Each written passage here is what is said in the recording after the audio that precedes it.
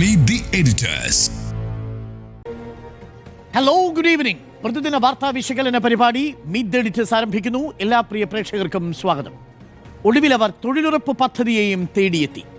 ശക്തമായ പ്രതിപക്ഷ പ്രതിഷേധങ്ങൾക്കിടെ മഹാത്മാഗാന്ധി ഗ്രാമീണ തൊഴിലുറപ്പ് പദ്ധതിക്ക് പകരമുള്ള Viksit Bharat G Ram G bill കേന്ദ്ര സർക്കാർ ലോക്സഭയിൽ അവതരിപ്പിച്ചു.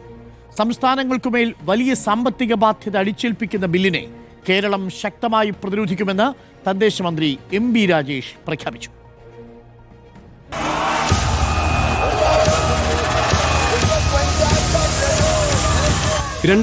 ലാണ് ഇടതുപക്ഷത്തിന്റെ പുറത്തുനിന്നുള്ള പിന്തുണയിൽ കോൺഗ്രസ് നേതൃത്വം കൊടുത്ത ഒന്നാം UPA സർക്കാർ മഹാത്മാഗാന്ധി ദേശീയ ഗ്രാമീണ തൊഴിലുറപ്പ് പദ്ധതി പ്രഖ്യാപിച്ചത്.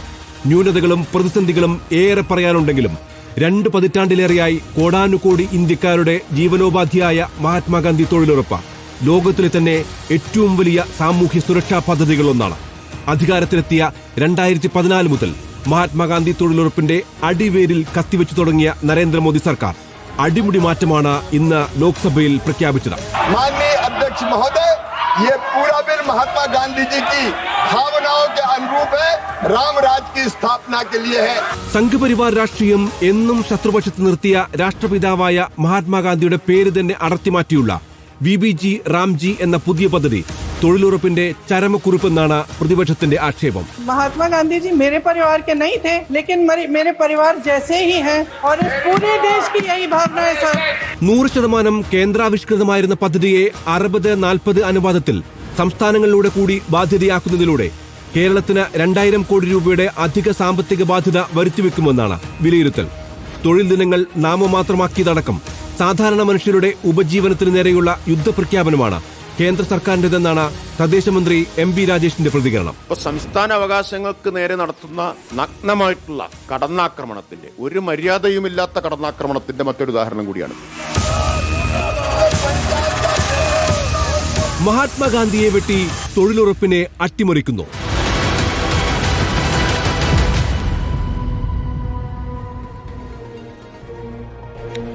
തൊഴിലാളി വിരുദ്ധമോ എന്നുള്ളതാണ് ചോദ്യം.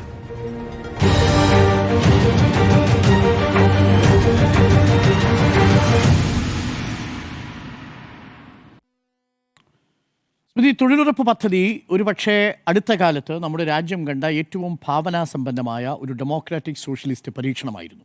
2004 ഓഗസ്റ്റ് മാസത്തിൽ നിലവിൽ വന്ന ഈ തൊഴിലുറപ്പ് പദ്ധതി, മഹാത്മാഗാന്ധിയുടെ പേരിലുള്ള തൊഴിലുറപ്പ് പദ്ധതിക്കാണ് ഇപ്പോൾ കത്രിക വെച്ചിരിക്കുന്നത്. ഇത് തൊഴിലാളി വിരുദ്ധമാണോ? തൊഴിലാളി വിരുദ്ധമാണെന്നുള്ള കാര്യം ഉറപ്പാണല്ലോ. കാരണം ജോലി ചെയ്യാനുള്ള അവകാശം ഒരു മൗലികാവകാശമാണ്. അപ്പോൾ അതിന് നിയമപരിരക്ഷ വേണം എന്ന ആശയത്തിലാണ് ഇങ്ങനെയൊരു പദ്ധതി തന്നെ തുടങ്ങുന്നത്. അത് 2004 തുടങ്ങുന്നത്. 2004 UPA സർക്കാർ അധികാരത്തിൽ വന്നപ്പോൾ തുടങ്ങിയ ഈ പരിപാടിക്ക്, ഈ പദ്ധതിക്ക് ഇങ്ങനെയൊരു പേരായിരുന്നില്ല ആദ്യം ഉണ്ടായിരുന്നത്. പിന്നീടാണ് 2009 ഈ പേര് മാറുന്നത്, ഗാന്ധിയുടെ പേരിലേക്ക് വരുന്നത്. എന്തുകൊണ്ടാണ്? ഗാന്ധിക്ക് ഗ്രാമവികസനവുമായി ബന്ധപ്പെട്ട് ചില ആശയങ്ങളുണ്ടായിരുന്നു. അത് സ്വയം പര്യാപ്തമാകണം നമ്മുടെ ഗ്രാമങ്ങൾ എന്നുള്ള ഒരു ആശയമുണ്ടായിരുന്നു. അപ്പോൾ ആ നിലയ്ക്ക് ഗാന്ധിക്കുള്ള ആദരം എന്ന നിലയ്ക്കാണ് ഗാന്ധിജിയുടെ പേര് കൂടി അതിൽ വരുന്നത്. ആ നിലയ്ക്കാണ് ഗാന്ധിയുടെ പേര് അത് വരുന്നത്. ഇപ്പോൾ ആ പേര് മാറ്റിക്കൊണ്ട് ഇപ്പോഴത്തെ പേരെന്താണ്? ഇപ്പോഴത്തെ പേര് Viksit Bharat guarantee for Rozgar and Aajeevika mission, VBG Ramji bill. VBG Ramji bill എന്ന് ആദ്യം എഴുതിയ ശേഷം അത് പിന്നീട് വിപുലപ്പെടുത്തുകയാണ് ചെയ്യുന്നത്. അപ്പോൾ അതിലൊരു റാം എന്തായാലും ചേർക്കേണ്ടതുണ്ട്. അപ്പോൾ ഗാന്ധിയെ തുടച്ചു നിൽക്കുക. നമുക്കറിയാം പല പദ്ധതികളുടെയും പേര് ഇതിനകം മാറ്റിയിട്ടുണ്ട്. അത് ഇന്ദിരാഗാന്ധിയുടെ പേര്, രാജീവ് ഗാന്ധിയുടെ പേര്, ഇതൊക്കെ പേരുകൾ മാറ്റുന്നു. അവർക്ക് താല്പര്യമുള്ളവർ പട്ടേലിനെ ഇപ്പോൾ അവർക്കൊപ്പം നിന്നതാണ്, അല്ലെങ്കിൽ അവരുടെ ആശയം പേരിതാണ് പട്ടേൽ എന്ന രൂപത്തിൽ പട്ടേലിനെ സ്വന്തമാക്കാൻ ശ്രമിക്കുന്നു. അങ്ങനെ പട്ടേലിൻ്റെ പേരിലേക്ക് മാറ്റുന്നു. അങ്ങനെ പല പദ്ധതികളും നമ്മൾ കാണുന്നുണ്ട്. അതിൽ രാഷ്ട്രീയം നിലനിൽക്കുന്നുണ്ടെങ്കിലും ഗാന്ധി രാഷ്ട്രപിതാവാണല്ലോ. ഗാന്ധിജി രാഷ്ട്രപിതാവാണ്. രാഷ്ട്രപിതാവിനെ എങ്ങനെ തുടച്ചു നിൽക്കാമെന്നുള്ളതും ഒരു പ്രധാനപ്പെട്ട കാര്യമായി വരുന്നു. ഗാന്ധിജിയുടെ മരണം, ഗാന്ധിയെ വെടിവെച്ചു കൊന്നത് പാഠപുസ്തകങ്ങളിൽ നിന്ന് നീക്കം ചെയ്ത് നമ്മൾ കണ്ടു കഴിഞ്ഞതാണ്. അപ്പോൾ ഗാന്ധി എന്ന പേര് വിസ്മൃതിയിലേക്ക് ആഴ്ത്താനുള്ള ശ്രമങ്ങൾ അതിൽ ഏതൊക്കെ രൂപത്തിൽ പ്രവർത്തിക്കാമോ അതാണ് ചെയ്തുകൊണ്ടിരിക്കുന്നത്. അപ്പോൾ RSSന് 100 വർഷമാകുന്ന ഈ കാലയളവിൽ തന്നെ ഗാന്ധിജിയുടെ പേരിൽ ഉള്ള ഒരു പദ്ധതി മാറ്റിക്കൊണ്ട് അതിനെ മാറ്റുകയാണ്. അപ്പോൾ ഗാന്ധിയെ കൊന്നവരുടെ ആശയം പേർന്നവർ വീണ്ടും വീണ്ടും ഗാന്ധിക്ക് നേരെ വെടിയുതിർക്കുകയാണ്. അപ്പോൾ ഗാന്ധി എന്താണ് ഏറ്റവും ഒടുവിൽ പറഞ്ഞത്? ഹേ റാം എന്നാണ്. ഗാന്ധി രാമരാജ്യം എന്ന് പറഞ്ഞത് ഏത് രൂപത്തിലാണ്? അപ്പോൾ ഗാന്ധിയുടെ രാമരാജ്യമല്ലല്ലോ ഇപ്പോൾ BJP വിഭാവനം ചെയ്യുന്നത്. രണ്ടും വ്യത്യാസമുണ്ട്. അപ്പോൾ ആ രാമരാജ്യം എന്നുള്ളത് കുറേ പേരെ ഇല്ലാതാക്കിക്കൊണ്ടുള്ള രാമരാജ്യമാണ്. ഇപ്പോൾ ഗാന്ധിയുമായി ബന്ധപ്പെട്ട് പറഞ്ഞു വരുമ്പോൾ പലപ്പോഴായി പൂച്ചു പുറത്തു വരാറുണ്ട്. ഗാന്ധി പാകിസ്ഥാൻ ഉണ്ടാക്കി. നെഹ്റുവിനെ മാത്രമല്ല, ഗാന്ധിജിയും പറയുന്നുണ്ട് ഗാന്ധിജിയാണ് പാകിസ്ഥാൻ ഉണ്ടാകാനുള്ള കാരണം എന്നുള്ള പലപ്പോഴായി പറഞ്ഞിട്ടുണ്ട്. അപ്പോൾ അതൊക്കെ ഏതൊക്കെ ഘട്ടങ്ങളിൽ എങ്ങനെയൊക്കെയുള്ള സമീപനമാണ് എടുത്തതെന്നുള്ളതൊക്കെ നമ്മുടെ ചരിത്രത്തിലുണ്ടല്ലോ. അപ്പോൾ ചരിത്രത്തെ തുടച്ചു നീക്കുക എന്നുള്ളൊരു പ്രധാനപ്പെട്ട ഉദ്ദേശമാണ്. അതോടൊപ്പം തന്നെയാണ് ഈ പദ്ധതിയും വരുന്നത്. ഈ പദ്ധതിയുടെ പേര് മാത്രമല്ലല്ലോ, പദ്ധതിയുടെ നിയന്ത്രണം കേന്ദ്രത്തിന്, സാമ്പത്തിക ബാധ്യത സംസ്ഥാനത്തിന്. ഇപ്പോൾ പല കേന്ദ്ര പദ്ധതികളായി ഇപ്പോൾ 60:40 എന്ന രൂപത്തിലേക്ക് ആക്കി കഴിഞ്ഞിട്ടുണ്ട്. അപ്പോൾ തൊഴിലുറപ്പ് പദ്ധതിയും അങ്ങോട്ട് കൊണ്ടുവരികയാണ്. ഇത് യഥാർത്ഥത്തിൽ ഗാന്ധിയുടെ പേര് മാറ്റുക എന്ന് മാത്രമല്ല, ഏറ്റവും സ്ത്രീവിരുദ്ധമായ കേന്ദ്ര പദ്ധതി എന്ന് കൂടി അതിനെ പറയേണ്ടി വരും. കാരണം എത്ര കോടി സ്ത്രീകളാണ് ഈ പദ്ധതിയിൽ നിന്ന് പുറത്തേക്ക് പോവുക എന്നുള്ളതാണ്. ഇതുവരെയും എത്രയധികം ആളുകൾക്ക് ജോലി നൽകിയിരുന്നു. അതിലൊക്കെ ഈ നിയമത്തിൽ വ്യത്യാസം വരികയാണ്. ഇപ്പോൾ 100 തൊഴിൽ ദിനങ്ങൾ എന്നുള്ളത് 125 ആക്കി ഉയർത്തിയിട്ടുണ്ട്. അതൊരു പോസിറ്റീവായിട്ടുള്ള കാര്യമായി അവർക്ക് ചൂണ്ടിക്കാണിക്കാം. പക്ഷേ അത് മാത്രമല്ലല്ലോ, ഈ സംസ്ഥാനങ്ങൾക്ക് ബാധ്യത വരുന്ന രൂപത്തിലേക്ക് അത് മാറുന്നു. മാത്രമല്ല, നേരത്തെ തൊഴിലുറപ്പ് പദ്ധതിയിൽ പദ്ധതി നിർത്തിവെക്കാനുള്ള ഒരു വ്യവസ്ഥയുണ്ടായിരുന്നില്ല. പക്ഷേ പുതിയ ബില്ലിൽ എങ്ങനെയാണ് ഏറ്റവും തിരക്കേറിയ കാർഷിക സീസണിൽ, അതാണ് ഇന്ന് മന്ത്രി MP രാജേഷും ചൂണ്ടിക്കാണിച്ചത്, കാർഷിക സീസണിൽ 60 ദിവസം വരെ പദ്ധതി മരവിപ്പിക്കാം എന്നതാണ് ഇതിൽ പറയുന്നത്. ഇനി ഇതിൽ ഗ്രാമസഭകളുടെയും പഞ്ചായത്തുകളുടെയും പങ്കാളിത്തം ഒഴിവാക്കാനുള്ള ശ്രമമാണ്. ഇപ്പോൾ ആ രൂപത്തിലുള്ള അവരുടെ കൂടി പങ്കാളിത്തത്തോടു കൂടിയാണ് തൊഴിലുറപ്പ് പദ്ധതി നടക്കുന്നത്. ഇവിടെ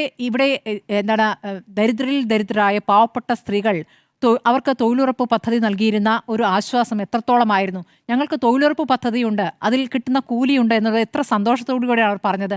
അതിൽ എത്ര ലക്ഷം പേരാണ് പുറത്താക്കാൻ പോകുന്നത് എന്നുള്ളതാണ്. അപ്പോൾ ഇത് ഏതൊക്കെ മേഖലകളിൽ വേണം, ഏതൊക്കെ സ്ഥലങ്ങളിൽ ഏതൊക്കെ കാലയളവിൽ വേണമെന്നുള്ളത് കേന്ദ്രമാണ് നിശ്ചയിക്കുക. എന്നാൽ തുക കൃത്യമായി തരുന്നുണ്ടോ? ആ തുക കൃത്യമായി തരികയുമില്ല എന്നുള്ളതാണ്.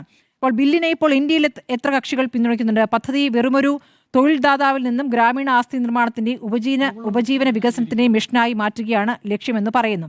ഇതിൽ TDP ഇതിൽ എതിർപ്പ് അറിയിച്ചു കഴിഞ്ഞിരിക്കുന്നു എന്നുള്ളതാണ്. ബാക്കി പാർട്ടികൾ, NDAയുടെ ഭാഗമായിരിക്കുന്ന മറ്റു പാർട്ടികൾ ഏത് രൂപത്തിൽ അതിനെ കാണുന്നു എന്നറിയില്ല. TDP അതിൽ പറയാൻ കാരണം എന്തുകൊണ്ടാണ്?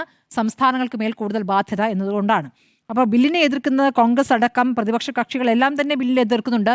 ഇന്നിപ്പോൾ കൗതുകമായ ഒരു കാഴ്ച കണ്ടത്, കുറേ നാളുകൾക്ക് ശേഷം, കുറേ മാസങ്ങൾക്ക് ശേഷം ശശി തരൂർ ഒരു കോൺഗ്രസ്സുകാരനായി അവതരിച്ചു എന്നുള്ളതാണ്.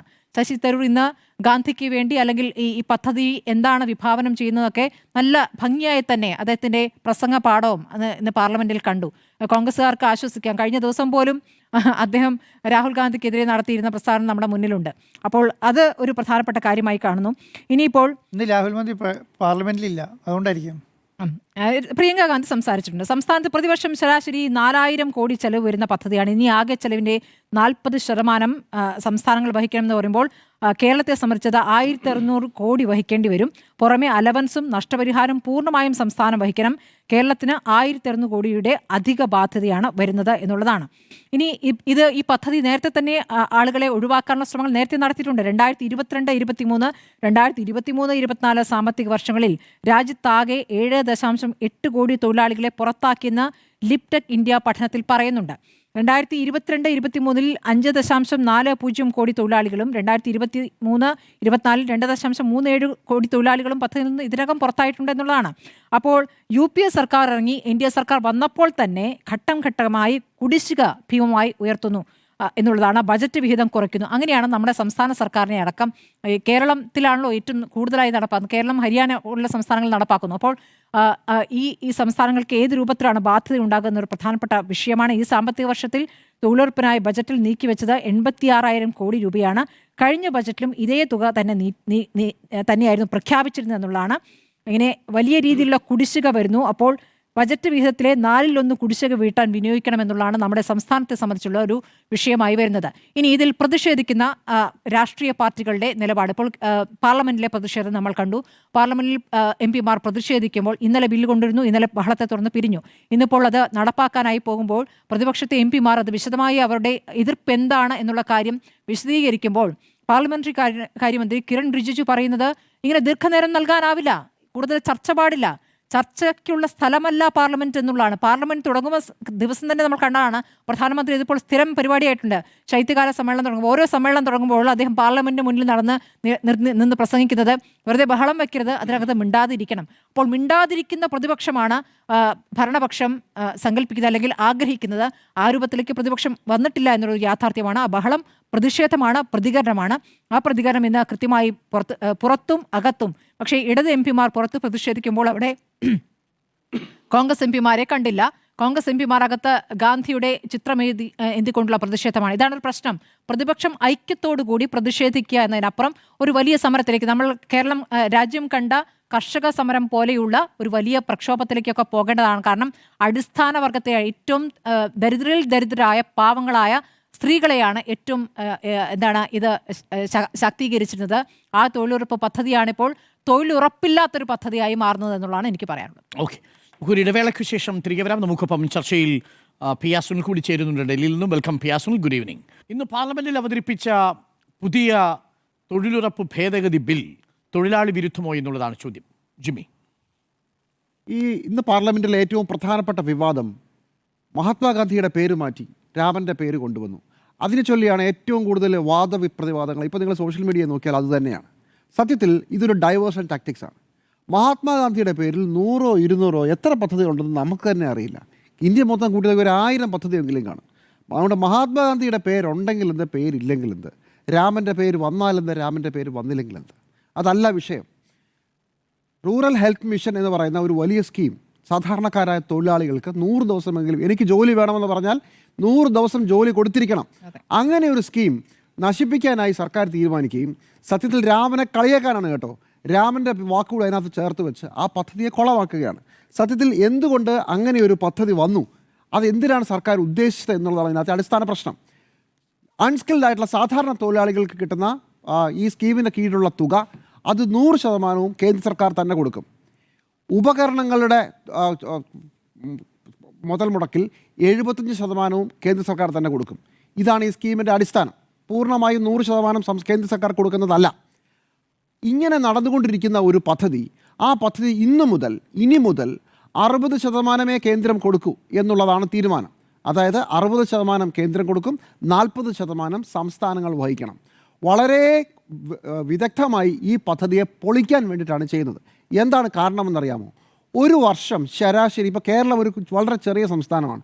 കേരളത്തിന് കഴിഞ്ഞ വർഷം 4 കോടിയാണ് ഈ പദ്ധതിക്ക് മൊത്തമായി, 4000 കോടിയാണ് ഈ പദ്ധതിക്ക് മൊത്തമായി വകയിരുത്തിയത്. ശരാശരി അത്രയേ വരുള്ളൂ. ഇതിനകത്ത് 600 ചില്ലുവാനം കോടിയാണ് കേരളം കൊടുത്തിരുന്നെങ്കിൽ അത് 1100 കോടിയായി ഒരു വർഷം മാറുകയാണ്. 640 കോടിയോളം രൂപ സംസ്ഥാനം വീണ്ടും കൊടുക്കണം. ഇതൊരു കൊച്ചു കേരളത്തിൻ്റെ കാര്യമാണ്. നിങ്ങൾ വലിയ വലിയ സംസ്ഥാനങ്ങൾ എടുത്ത് നോക്കൂ, അതിനകത്ത് BJP എന്നോ കോൺഗ്രസ് എന്നോ ആം ആദ്മി പാർട്ടിയുടെ സംസ്ഥാനമെന്നോ വ്യത്യാസമില്ല. സംസ്ഥാനങ്ങളുടെ തലയിലേക്ക് ഒരു വളരെ വലിയ ഭാരം അടിച്ചേൽപ്പിക്കുകയും തൊഴിലാളികളെ സംബന്ധിച്ചിടത്തോളം തൊഴിലാളികളുടെ അവകാശം ഞങ്ങൾ സംരക്ഷിക്കുമെന്ന് പറഞ്ഞുകൊണ്ട്, പക്ഷേ പൈസ അത് ഇവിടെയും കൂടെ ചോദിച്ചോ, ഞങ്ങൾ 2 പേരും കൂടെ ഷെയർ ഇട്ട് തരാം എന്ന് പറയുന്ന ഒരു പരിപാടിയിലേക്കാണ് ഈ കാര്യങ്ങൾ മാറ്റിയത്. ഇത് പൊളിക്കാൻ പോവുകയാണ്. അപ്പോൾ അത് മഹാത്മാഗാന്ധിയുടെ പേര് മാറ്റിയേ എന്ന് പറഞ്ഞുള്ള കരച്ചിൽ വഴി മഹാത്മാഗാന്ധി വേണോ രാമൻ വേണോ എന്ന BJPയുടെ തന്ത്രത്തിൽ നമ്മൾ വീണു പോകരുത്. വീണു പോയിരിക്കുന്നു ഇന്ന് പാർലമെൻറ്റിൽ എന്നാണ് എനിക്ക് തോന്നുന്നത്. കാരണം നമ്മുടെ വാർത്തകളിൽ മുഴുവൻ രാമനോ മഹാത്മാഗാന്ധിയോ എന്നതായിരുന്നു ചർച്ച. അതല്ല വിഷയം. ഒരു സംസ്ഥാനത്തിന് താങ്ങാനാവാത്തതിലും വലിയ ഭാരം സംസ്ഥാനങ്ങളുടെ മേൽ അടിച്ചേൽപ്പിക്കുന്നതിലൂടെ കൂടിയാണ് ഈ പരിപാടി പൊളിക്കാൻ പോകുന്നത്. ഇത് ഇന്നും ഇന്നലെയും തുടങ്ങിയതല്ല. നോക്കൂ, നമ്മുടെ കയ്യിൽ കണക്കുകളുണ്ട്. ആദ്യം ചെയ്തത് തൊഴിൽ ദിനങ്ങളുടെ എണ്ണത്തിലുള്ള വളരെ വലിയ വെട്ടിക്കുറവാണ് നടത്തിയത്. 2020-21, അതായത് 5 വർഷം മുമ്പ് 385 കോടി തൊഴിൽ ദിനങ്ങൾ ഉണ്ടായിരുന്നു ഈ പദ്ധതി നരേഗ സ്കീമിൻ്റെ കീഴിൽ. അത് ഈ കഴിഞ്ഞ വർഷമാകുമ്പോഴേക്കും അത് 210 കോടി തൊഴിൽ ദിനങ്ങളാക്കി ചുരുക്കി. 385 കോടി തൊഴിൽ ദിനങ്ങളിൽ നിന്ന്, തൊഴിൽ ദിനം ഒരാൾക്ക് ഒരു ദിവസം കിട്ടുന്നതിനാണ് ഒരു തൊഴിൽ ദിനം, അത് 210 കോടി തൊഴിൽ ദിനങ്ങളാക്കി ചുരുക്കുകയാണ് ചെയ്തത്. അങ്ങനെയാണ് ഈ പദ്ധതിക്കിട്ട് മോദി സർക്കാർ ആദ്യത്തെ വെട്ടിയത്. രണ്ടാമത്തെ വെട്ട് എന്താണെന്നറിയാമോ? പൈസ കൊടുക്കില്ല. അതായത് ഈ സ്കീമുകൾ ആളുകൾ പണിയെടുത്തു, പക്ഷേ പൈസ കൊടുക്കില്ല. കേരളത്തിന് തന്നെ എത്ര രൂപയാണ് കിട്ടുകയാണെന്ന് അറിയാമോ? ഇന്ന് നിയമസഭയ്ക്ക് തൊഴിൽ മന്ത്രി ഇന്ന് ഈ മേഖലയെക്കുറിച്ച് വിശദമായി സംസാരിച്ചു. അദ്ദേഹം പറഞ്ഞു, നമുക്ക് കിട്ടാനുള്ള തുക അതിഭീകരമാണ്.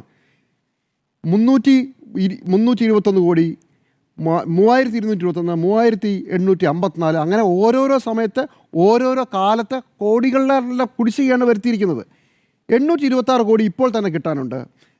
അതിൽ 426 അൺസ്കിൽഡ് ലേബറിൻ്റെ കാര്യത്തിലും 264 മെറ്റീരിയൽ ഇനത്തിലും 48.9 കോടി സ്കിൽഡ് ലേബേഴ്സിൻ്റെ പൈസയിലൊക്കെ നമുക്ക് കിട്ടാനുണ്ട് എന്ന് പറയുകയാണ്. ഇത് ഇനി ഒരു കാര്യം കൂടെ പറയാം, ഇത് ഈ പദ്ധതിയുടെ കാര്യത്തിൽ മാത്രമല്ല. നോക്കൂ, കേന്ദ്രം സംസ്ഥാനങ്ങൾക്ക് പൈസ തരുന്നത് അവരുടെ മൊത്തം തുകയിൽ നിന്ന് നമുക്കുള്ള ഒരു ഡിവിസീവ് ഫണ്ടുണ്ട്. ആ ഡിവിസീവ് ഫണ്ടിൽ നിന്ന് പല രീതിയിലാണ് നമുക്ക് പണം വരുന്നത്, പല രീതിയിൽ. അതിലൊരു പ്രധാനപ്പെട്ട രീതി ഈ നരേഗ പോലെയുള്ള സ്കീമുകളാണ്. ആ സ്കീമുകളിൽ എങ്ങനെയാണ് പണം വരുന്നത്, എന്തുകൊണ്ടാണ് ആ പണം ചിലവാക്കുന്നത് ചോദിച്ചാൽ അത് സെൻട്രലി സ്പോൺസേഡ് സ്കീം എന്നാണ് പറയുക. സെൻട്രലി സ്പോൺസേഡ് സ്കീം വഴിയാണ് പ്രധാനമായും സംസ്ഥാനങ്ങൾക്ക് പൈസ വരിക. അത് ഭരണഘടനാപരമായി ഉറപ്പുവരുത്തിയ ഇന്ന പദ്ധതികൾക്ക് വേണ്ടി ചിലവാക്കാൻ വേണ്ടി എല്ലാവരും കൂടെ തീരുമാനിച്ചതാണ്. 23% തുക സംസ്ഥാനങ്ങൾക്കാകെ ഇതുപോലെയുള്ള സ്കീമുകൾ വഴിയാണെന്ന് കിട്ടുന്നത്. അവിടെയാണ് കത്തിവെക്കാൻ പോകുന്നത്, അവിടെയാണ് കത്തി വെച്ചിരിക്കുന്നത്. അതോടൊപ്പം അപ്പോൾ അത് ചിലപ്പോൾ പ്രധാനപ്പെട്ട ഇപ്പോൾ നാഷണൽ ഹെൽത്ത് മിഷൻ, അത് PM ആവാസ് യോജന, ഉച്ചഭക്ഷണം, റൂറൽ ലൈവ്ലിഹുഡ് മിഷൻ, ഈ പദ്ധതികളെല്ലാം തുടങ്ങുമ്പോൾ 90%-മോ 100%-മോ കേന്ദ്രം നൽകുന്ന പദ്ധതിയായിരുന്നു, അല്ലെങ്കിൽ 75%. അവിടെ നിന്ന് 60-40 മാറ്റിയതാണ് കഴിഞ്ഞ 4-5 വർഷമായി നമ്മൾ കാണുന്നത്. അതായത് നരേഗ പദ്ധതി, ഗ്രാമീണ തൊഴിലുറപ്പ് പദ്ധതി ഇപ്പോൾ സംസ്ഥാനങ്ങളുടെ തലയിൽ കെട്ടിവെച്ചൊരു ആദ്യത്തെ സംഭവമല്ല. 10 പദ്ധതികളെങ്കിലും കേന്ദ്രാവിഷ്കൃത സെൻട്രലി സ്പോൺസേഡ് സ്കീമുകൾ 10 എണ്ണമെങ്കിലും ഇതുപോലെ വെട്ടിക്കുറച്ച് സംസ്ഥാനങ്ങളുടെ തലയിൽ വെച്ചിട്ടുണ്ട്. അങ്ങനെയാണ് റൂറൽ ഹെൽത്ത് മിഷൻ ആയാലും പ്രധാനമന്ത്രി ആവാസ് യോജനയായാലും നാഷണൽ ഹെൽത്ത് മിഷൻ ആയാലും ഒക്കെ ഒരുപാട് സംസ്ഥാനങ്ങളിൽ ഊർത്തൻ വലിച്ചത്. നിങ്ങൾക്ക് ഇതിൻ്റെ പ്ലാൻ മനസ്സിലായി കാണുമല്ലോ. കേന്ദ്ര സർക്കാരിന് ഇതുവരെയുള്ള പദ്ധതികൾ ഞങ്ങളിനി പൈസ തരില്ല എന്ന് മോദി സർക്കാർ തീരുമാനിക്കുകയും അതിൻ്റെ ഫണ്ട് അലോക്കേഷൻ വെട്ടിക്കുറയ്ക്കുകയും അതിൻ്റെ മൊത്തം തുക തന്നെ വെട്ടിക്കുറയ്ക്കുകയും അതുപോലെ തന്നെ കൊടുക്കാനുള്ള തുക പകുതി മാത്രം കൊടുക്കുകയും ചെയ്യാണ്. ഒരു കണക്ക് Gulati institute of finance and taxation പ്രസിദ്ധീകരിച്ചിട്ടുണ്ട്. കഴിഞ്ഞ 5 വർഷമായി കേരളത്തിന് ഈ സ്കീമുകളിൽ ഒന്നിലും 50% തുക പോലും സമയത്തിന് കിട്ടിയിട്ടില്ല. 50% തുക പോലും. സുഹൃത്തുക്കളെ, ചുരുക്കത്തിൽ കേന്ദ്രത്തിൽ നമുക്ക് തരേണ്ട പൈസ ഞെരുക്കിക്കൊണ്ടേ ഇരിക്കുകയാണ്. പദ്ധതി വെട്ടിക്കുറച്ച് അതിൻ്റെ രീതി മാറ്റി അവസാനം നിങ്ങളുടെ പണം നമുക്ക് തരാൻ സൗകര്യമില്ല, അടുത്ത വർഷം തരാം എന്ന് പറഞ്ഞുകൊണ്ടാണ് ഇരിക്കുന്നത്. ഇന്ന് രാവിലെ 105 രൂപയ്ക്ക് മുകളിൽ ഒരു ലിറ്റർ പെട്രോളിന് പൈസ കൊടുത്തിട്ടാണ് ഞാൻ എൻ്റെ ബൈക്കിൽ പെട്രോൾ അടിച്ചത്. ഇന്ന് വീപ്പയ്ക്ക് ഒരു ബാരൽ വീപ്പയ്ക്ക് എണ്ണ വീപ്പയ്ക്ക് എന്താണ് വില? വെറും $60. $60 ഇരിക്കുമ്പോൾ ഞാൻ 106 രൂപയാണ് അടിച്ചിരിക്കുന്നത്. ഈ 106 രൂപ എന്ന് പറയുന്നത് എന്ന് ഫിക്സ് ചെയ്താണ് നിങ്ങൾക്ക് ആർക്കെങ്കിലും ഓർമ്മയുണ്ടോ? നമ്മളൊക്കെ ഒരു കാലത്ത് ഭയങ്കരമായി നമ്മൾ പ്രതിഷേധിക്കുകയും അവസാനം ആ പ്രതിഷേധം ഒരു ഘട്ടം കഴിഞ്ഞപ്പോൾ പോട്ടെ എന്തെങ്കിലും ആയിക്കോട്ടെ എന്ന് നമ്മൾ വിചാരിച്ച് വിട്ടുകളഞ്ഞതുമാണ്. അന്ന് $116 ആയിരുന്നു ഒരു ബാരലിൻ്റെ വില. 200 ലിറ്റർ 6000 രൂപയ്ക്ക് കിട്ടുന്ന സാധനമാണ് 100 രൂപയ്ക്ക് കിട്ടുന്നത്. 116 ഒരു ബാരലിന് 116 രൂപ ഉണ്ടായിരുന്ന കാലത്ത് ഫിക്സ് ചെയ്ത 105, 106, തിരുവനന്തപുരത്ത് 106 രൂപയാണ്. 106 രൂപയാണ്. ഇപ്പോൾ ആ ബാരൽ 60 രൂപയായി. 6000 രൂപയ്ക്ക് മേടിച്ചിട്ട് 21000 രൂപയ്ക്ക്. കേന്ദ്ര സർക്കാർ പൈസയുടെ പുറത്ത് കിടന്ന അതിൽ നിന്ന് അമ്മാനമാടുകയാണ്. അവിടെയും കൂടെ ഒരു കളിയുണ്ട്. ഈ പണത്തിനകത്ത് ടാക്സ് ഉണ്ട് കേട്ടോ. ആ ടാക്സ് കേന്ദ്രത്തിനും സംസ്ഥാനത്തിനൊക്കെ ഒരുപോലെ അർഹതപ്പെട്ടതാണ്. അവിടെയാണ് അടുത്ത കളി. നമ്മൾ ഇത്ര നേരം പറഞ്ഞുകൊടുത്ത കേന്ദ്രാവിഷ്കൃത പദ്ധതികൾ പല രീതിയിൽ വെട്ടിക്കുറച്ചതിനെ കുറിച്ചാണെങ്കിൽ പെട്രോളിൻ്റെ കാര്യത്തിൽ ഡീസലിൻ്റെ കാര്യത്തിലൊക്കെ എന്താ ചെയ്യുന്നത് വെച്ചാൽ സംസ്ഥാനങ്ങൾക്ക് കൂടി കിട്ടാവുന്ന നികുതി, ആ നികുതി കൂട്ടിയിട്ടില്ല. പകരം cess, customs duty, excise duty, ഇത്രയും സാധനങ്ങൾ കൂട്ടി. അപ്പോൾ ടാക്സ് എത്രയാണെന്നറിയാമോ? ഈ കഴിഞ്ഞ ഒരു വർഷം നമ്മളൊക്കെ കൊടുത്ത ടാക്സ് വെറും 29,000 കോടി രൂപയാണ്. 29,000 കോടി രൂപയാണ്. അതേസമയം സെസ്സും കസ്റ്റംസ് ഡ്യൂട്ടിയും എക്സൈസും വഴി നമ്മൾ 3 ലക്ഷം കോടിക്ക് മുകളിൽ തുക അടച്ചിട്ടുണ്ട്. എന്താണ് വ്യത്യാസം എന്നറിയാമോ? സെസ്സും കസ്റ്റംസ് ഡ്യൂട്ടിയും എക്സൈസ് ഡ്യൂട്ടിയും സംസ്ഥാനങ്ങളുമായി വിഭജിക്കേണ്ട, സംസ്ഥാനങ്ങൾക്ക് കൊടുക്കണ്ട, ടാക്സ് മാത്രം കൊടുത്താൽ മതി. അപ്പോൾ ടാക്സ് കൂട്ടില്ല, പകരം എക്സൈസ് ഡ്യൂട്ടി കൂട്ടും, കസ്റ്റംസ് ഡ്യൂട്ടി കൂട്ടും, സെസ് കൂട്ടും. ഇത് മോദി സർക്കാരിൻ്റെ പദ്ധതിയുടെ 2ാമത്തെ ഘട്ടമാണ്. നോക്കൂ, നാരേഗ പോലെ, കുട്ടികളുടെ ഉച്ചഭക്ഷണം പോലെ, റൂറൽ ഹെൽത്ത് മിഷൻ പോലെ, ഗ്രാമീണ മേഖലയിലെ തൊഴിലുറപ്പിൻ്റെ പോലെ ഒരുപാട് പദ്ധതികൾ വെട്ടിച്ചുരുക്കുക, അതിൻ്റെ പണം കൊടുക്കാതിരിക്കുക, അതിൻ്റെ കേന്ദ്ര സർക്കാരും സംസ്ഥാന സർക്കാരും തമ്മിലുള്ള ഷെയർ 60-40 വെട്ടിച്ചുരുക്കുന്നത് 1. 2, ടാക്സുകൾ ഒരു കാരണവശാലും കൂട്ടാതെ പ്രത്യേകിച്ച് പെട്രോളിൻ്റെ മറന്നു പോകരുത് കേട്ടോ. 50 രൂപയ്ക്ക് പെട്രോൾ തരാമെന്ന് പറഞ്ഞ ഒരുപാട് അണ്ണന്മാർ നമ്മുടെ കൂടെ ഇവിടെ ഇപ്പോഴും കേരളത്തിലുണ്ട്. അങ്ങനെ ചെയ്ത ഒരു സർക്കാർ ക്രൂരമായി പെട്രോളിൻ്റെ വില ഓരോ ദിവസവും ഇടിഞ്ഞുകൊണ്ടിരിക്കുകയാണ്. 60 എന്ന് പറഞ്ഞാൽ സർവ്വകാല റെക്കോർഡാണ് ഇടിവിൻ്റെ കാര്യത്തിൽ. 30 രൂപ ഒരു ലിറ്ററിന്റെ വില, നമുക്ക് എത്രയാ 105 രൂപയ്ക്കാണ്. 30 രൂപയ്ക്ക് വാങ്ങിയിട്ട് 105 രൂപയ്ക്ക് തരികയാണ്. ഇതാണ് ഇതിൻ്റെ ഒരു പാറ്റേൺ. നമ്മൾ നാരേഗ പദ്ധതിയെ ഒരൊറ്റപ്പെട്ട സംഭവമായി കാണരുത്. കേന്ദ്ര സർക്കാർ സംസ്ഥാനങ്ങളെ ഞെരുക്കി കൊല്ലുന്നതിൻ്റെ നമ്മുടെയൊക്കെ ശവപ്പെട്ടിയിൽ അടിക്കുന്ന അവസാന ആണികളിൽ ഒന്നാണ്. മോദി സർക്കാരിൻ്റെ പിന്തുണർക്കും അല്പമെങ്കിലും മാനമുണ്ടെങ്കിൽ നിങ്ങൾ രാമൻ്റെ പേരോ വേറെ ആരുടെയെങ്കിലുമൊക്കെ പേരോ ഹിന്ദു ദൈവങ്ങളുടെ മുഴുവൻ പേരും ഒരുമിച്ചിട്ടുള്ളൂ, മഹാത്മാഗാന്ധിയുടെ പേര് നിങ്ങളിവിടെ നോട്ടിൽ നിന്ന് എടുത്ത് മാറ്റിക്കോ, ഞങ്ങളുടെ വിഷയമല്ല. പക്ഷേ സാധാരണ തൊഴിലാളികൾക്ക് 100 ദിവസം തൊഴിൽ ദിനം അത് ഞങ്ങളുടെ അവകാശമാണെന്ന് പറഞ്ഞു വരുമ്പോൾ അപ്പം പറഞ്ഞ ഒരു തമാശ കൊണ്ട് പറഞ്ഞ് അവസാനിപ്പിക്കാം. 100 എന്നുള്ളത് 125 ആക്കി എന്നുള്ളതാണ് പറയുന്നത്. അതിൻ്റെ തമാശ എന്താണെന്നറിയാമോ? ഈ 125 ഏതൊക്കെ മേഖലയിൽ നടത്തണമെന്നുള്ളത് കേന്ദ്ര സർക്കാർ തീരുമാനിക്കും. അല്ലാതെ ഏതെങ്കിലും ഒരു സംസ്ഥാനത്തിന് 120 ദിവസം എല്ലായിടത്തും കൊടുക്കാനൊക്കില്ല. കേന്ദ്ര സർക്കാർ തീരുമാനിക്കും ഏതൊക്കെ മേഖലയിൽ എപ്പോഴൊക്കെ ഇത് പ്രഖ്യാപിക്കണം. 60 ദിവസം കാർഷിക മേഖലയിൽ വലിയ വിളവെടുപ്പിൻ്റെയും വിളവിറക്കുന്നതിന് സമയത്ത് തൊഴിലാളികൾക്ക് ജോലി എടുക്കാൻ പറ്റില്ല. അതിനൊരു കെണി കൂടിയുണ്ട്. വലിയ മുതലാളിമാരുടെ തോട്ടത്തിൽ പണിക്ക് ആളെ കിട്ടില്ല, ഇവരൊക്കെ നാരേഗാവിന് പോവും. അപ്പോൾ കൂലി കൂടുതൽ കൊടുക്കേണ്ടി വരും. ഇപ്പുറത്ത് കൂലി കുറവിന് വേണ്ടി കൂടാണ് ഈ പദ്ധതി നിൽക്കുന്നത്. നോക്കൂ, ഇതുപോലെ ജനവിരുദ്ധമായി ഒരു സർക്കാരിന് പ്രവർത്തിക്കാൻ പറ്റുമോ? ആദ്യം പറഞ്ഞു കക്കൂസ് കെട്ടാനാണ് പെട്രോളിൻ്റെ വില കൂട്ടുന്നതെന്ന് പറഞ്ഞു. അത് കഴിഞ്ഞ് പറഞ്ഞു മറ്റേ നദികളെല്ലാം ശുദ്ധീകരിക്കാനാണെന്ന് പറഞ്ഞു. അത് കഴിഞ്ഞ് പറയാൻ സൗകര്യമില്ലെന്ന് പറഞ്ഞു. പെട്രോളിൻ്റെ വില പകുതിയായിട്ടും ഒരു പൈസ കഴിഞ്ഞ പാർലമെൻറ്റ് സമയത്താണ്, പാർലമെൻറ്റിന് തൊട്ടുമാണ് 1.5 രൂപ കുറച്ചത്. ഏറ്റവും ക്രൂരമായി നമ്മളെ പീഡിപ്പിച്ചുകൊണ്ടിരിക്കുന്നു. സംസ്ഥാനങ്ങൾക്ക് അതിൻ്റെ ഗുണം തരുന്നുമില്ല. അതോടൊപ്പം പ്രധാനപ്പെട്ട കേന്ദ്രാവിഷ്കൃത പദ്ധതികളിലെല്ലാം കേന്ദ്ര സർക്കാർ പിന്മാറുകയാണ്. നരക പദ്ധതിയിൽ വേറൊന്നും സംഭവിക്കാൻ പോകുന്നില്ല. നാളെ സമരം ആർക്കെതിരെ അറിയാമോ? സംസ്ഥാനങ്ങൾക്കെതിരെ വരും. സംസ്ഥാനങ്ങൾക്കെതിരെയാണ് സമരം വരാൻ പോകുന്നത്. നിങ്ങൾ ഞങ്ങൾക്ക് തന്നതല്ലേ പൈസ, അത് കേന്ദ്രമാണ് മോദിയാണെന്ന് പറഞ്ഞാൽ സംസ്ഥാനങ്ങൾ ആരോട് ചെലവാവാൻ? ഇത് പല രീതിയിൽ സംസ്ഥാനങ്ങളെ വരിഞ്ഞു മുറുക്കാനും സംസ്ഥാന സർക്കാരുകളെ അടിച്ച് താഴെയിടാനും വേണ്ടിയിട്ടുള്ള പദ്ധതിയാണ്. പിന്നെ BJP സർക്കാരുകൾക്ക് വേറെ എന്തൊക്കെയോ പദ്ധതികളിൽ, വേറെ എന്തൊക്കെയോ സ്കീമുകളിൽ, എന്തൊക്കെയോ സംവിധാനങ്ങളിലൂടെ പണം കൊടുക്കുന്നത് നമ്മൾ ബീഹാറിലും അതുപോലെ തന്നെ UP-യിലും കണ്ടതല്ലേ. ഇതാണ് പ്ലാൻ. നമുക്കിപ്പം പി എസ് സുനിൽ കൂടിയുണ്ട്. പി എസ് സുനിൽ, ഇന്ന് പാർലമെന്റിൽ വലിയ പ്രതിഷേധമാണ്. പാർലമെന്റിന് പുറത്തും അകത്തുമൊക്കെ നമ്മൾ ആ പ്രതിഷേധം കണ്ടു. നാളെയും ആ പ്രതിഷേധമുണ്ടാവും. പക്ഷേ പ്രതിഷേധം കൊണ്ടൊന്നും കേന്ദ്ര സർക്കാരിൻ്റെ നീക്കത്തിന് തടയിടാൻ കഴിഞ്ഞില്ല. സ്റ്റാൻഡിംഗ് കമ്മിറ്റിക്ക് അയക്കണമെന്ന നിർദ്ദേശം പോലും തള്ളുകയാണ് ചെയ്തത്. നാളെ ഒരുപക്ഷേ ലോക്സഭയിൽ ആ ബില്ല് പാസ്സാക്കിയേക്കാം, രാജ്യസഭയിലും ബില്ല് അവതരിപ്പിക്കും. അവിടെയും ശക്തമായ പ്രതിഷേധമാണ്. എങ്ങനെയാണ് പ്രതിഷേധിക്കുന്നത്? ഈ ബില്ല് തൊഴിലാളി വിരുദ്ധം തന്നെയല്ലേ? ഈ ബില്ല് തൊഴിലാളി വിരുദ്ധം എന്ന് മാത്രമല്ല, ഈ ബില്ല് ജനവിരുദ്ധമാണ്. നമുക്കറിയാം 2005 UPA സർക്കാർ, അന്ന് ഇടതുപക്ഷ പാർട്ടികൾ UPA സർക്കാരിന് പിന്തുണ നൽകിയിരുന്ന 1ാം UPA സർക്കാരിന്റെ കാലത്ത് തയ്യാറാക്കിയ പൊതു മിനിമം പരിപാടിയുടെ ഭാഗമായിട്ടാണ് ഈ മഹാത്മാഗാന്ധി ഗ്രാമീണ തൊഴിലുറപ്പ് പദ്ധതി വിഭാവനം ചെയ്യുന്നത്, അത് നടപ്പാക്കുന്നത്. ഈ പദ്ധതി നടപ്പാക്കുന്നതിന്റെ ഏറ്റവും പ്രധാനപ്പെട്ട ലക്ഷ്യം എന്നത് ഗ്രാമീണ മേഖലകളിൽ സാധാരണക്കാരായ ജനങ്ങൾക്ക്, ദരിദ്ര ജനവിഭാഗങ്ങൾക്ക് ഒരു കൈത്താങ്ങാകുക, തൊഴിൽ ഒരു അവകാശമാക്കുക എന്നതായിരുന്നു ഈ ബില്ല് മുന്നോട്ട് വെച്ച ഏറ്റവും പ്രധാനപ്പെട്ട ഒരു ആശയം എന്നത്. ഇപ്പോൾ കേന്ദ്ര സർക്കാർ അവതരിപ്പിച്ചിരിക്കുന്ന ഈ തൊഴിലുറപ്പ് പദ്ധതി റദ്ദാക്കിക്കൊണ്ട് പുതുതായി വരുന്ന Viksit Bharat guarantee for Rozgar Jeevika mission Gramin എന്ന് പറയുന്ന ഈ VBG റാംജി എന്ന ബില്ലിന്റെ 3ാമത്തെ ക്ലോസിൽ തന്നെ പറയുന്നത് ഇതൊരു കേന്ദ്രാവിഷ്കൃത പദ്ധതിയാണ് എന്നതാണ്. അതായത് കേന്ദ്രാവിഷ്കൃത പദ്ധതി പ്രകാരം തൊഴിൽ നൽകാം എന്നതാണ്. അപ്പോൾ തൊഴിൽ അവകാശമാണ് എന്നത് ഇതോടെ റദ്ദാവുകയാണ്. അപ്പോൾ ഇനി രാജ്യത്ത് തൊഴിൽ അവകാശമല്ല. നമുക്കറിയാം UPA സർക്കാരിന്റെ കാലത്ത് ഇതുപോലെ മറ്റ് ചില നിയമങ്ങൾ കൂടി കൊണ്ടുവന്നിരുന്നു. വിദ്യാഭ്യാസ അവകാശ നിയമം, ആ നിയമം ഇവിടെ.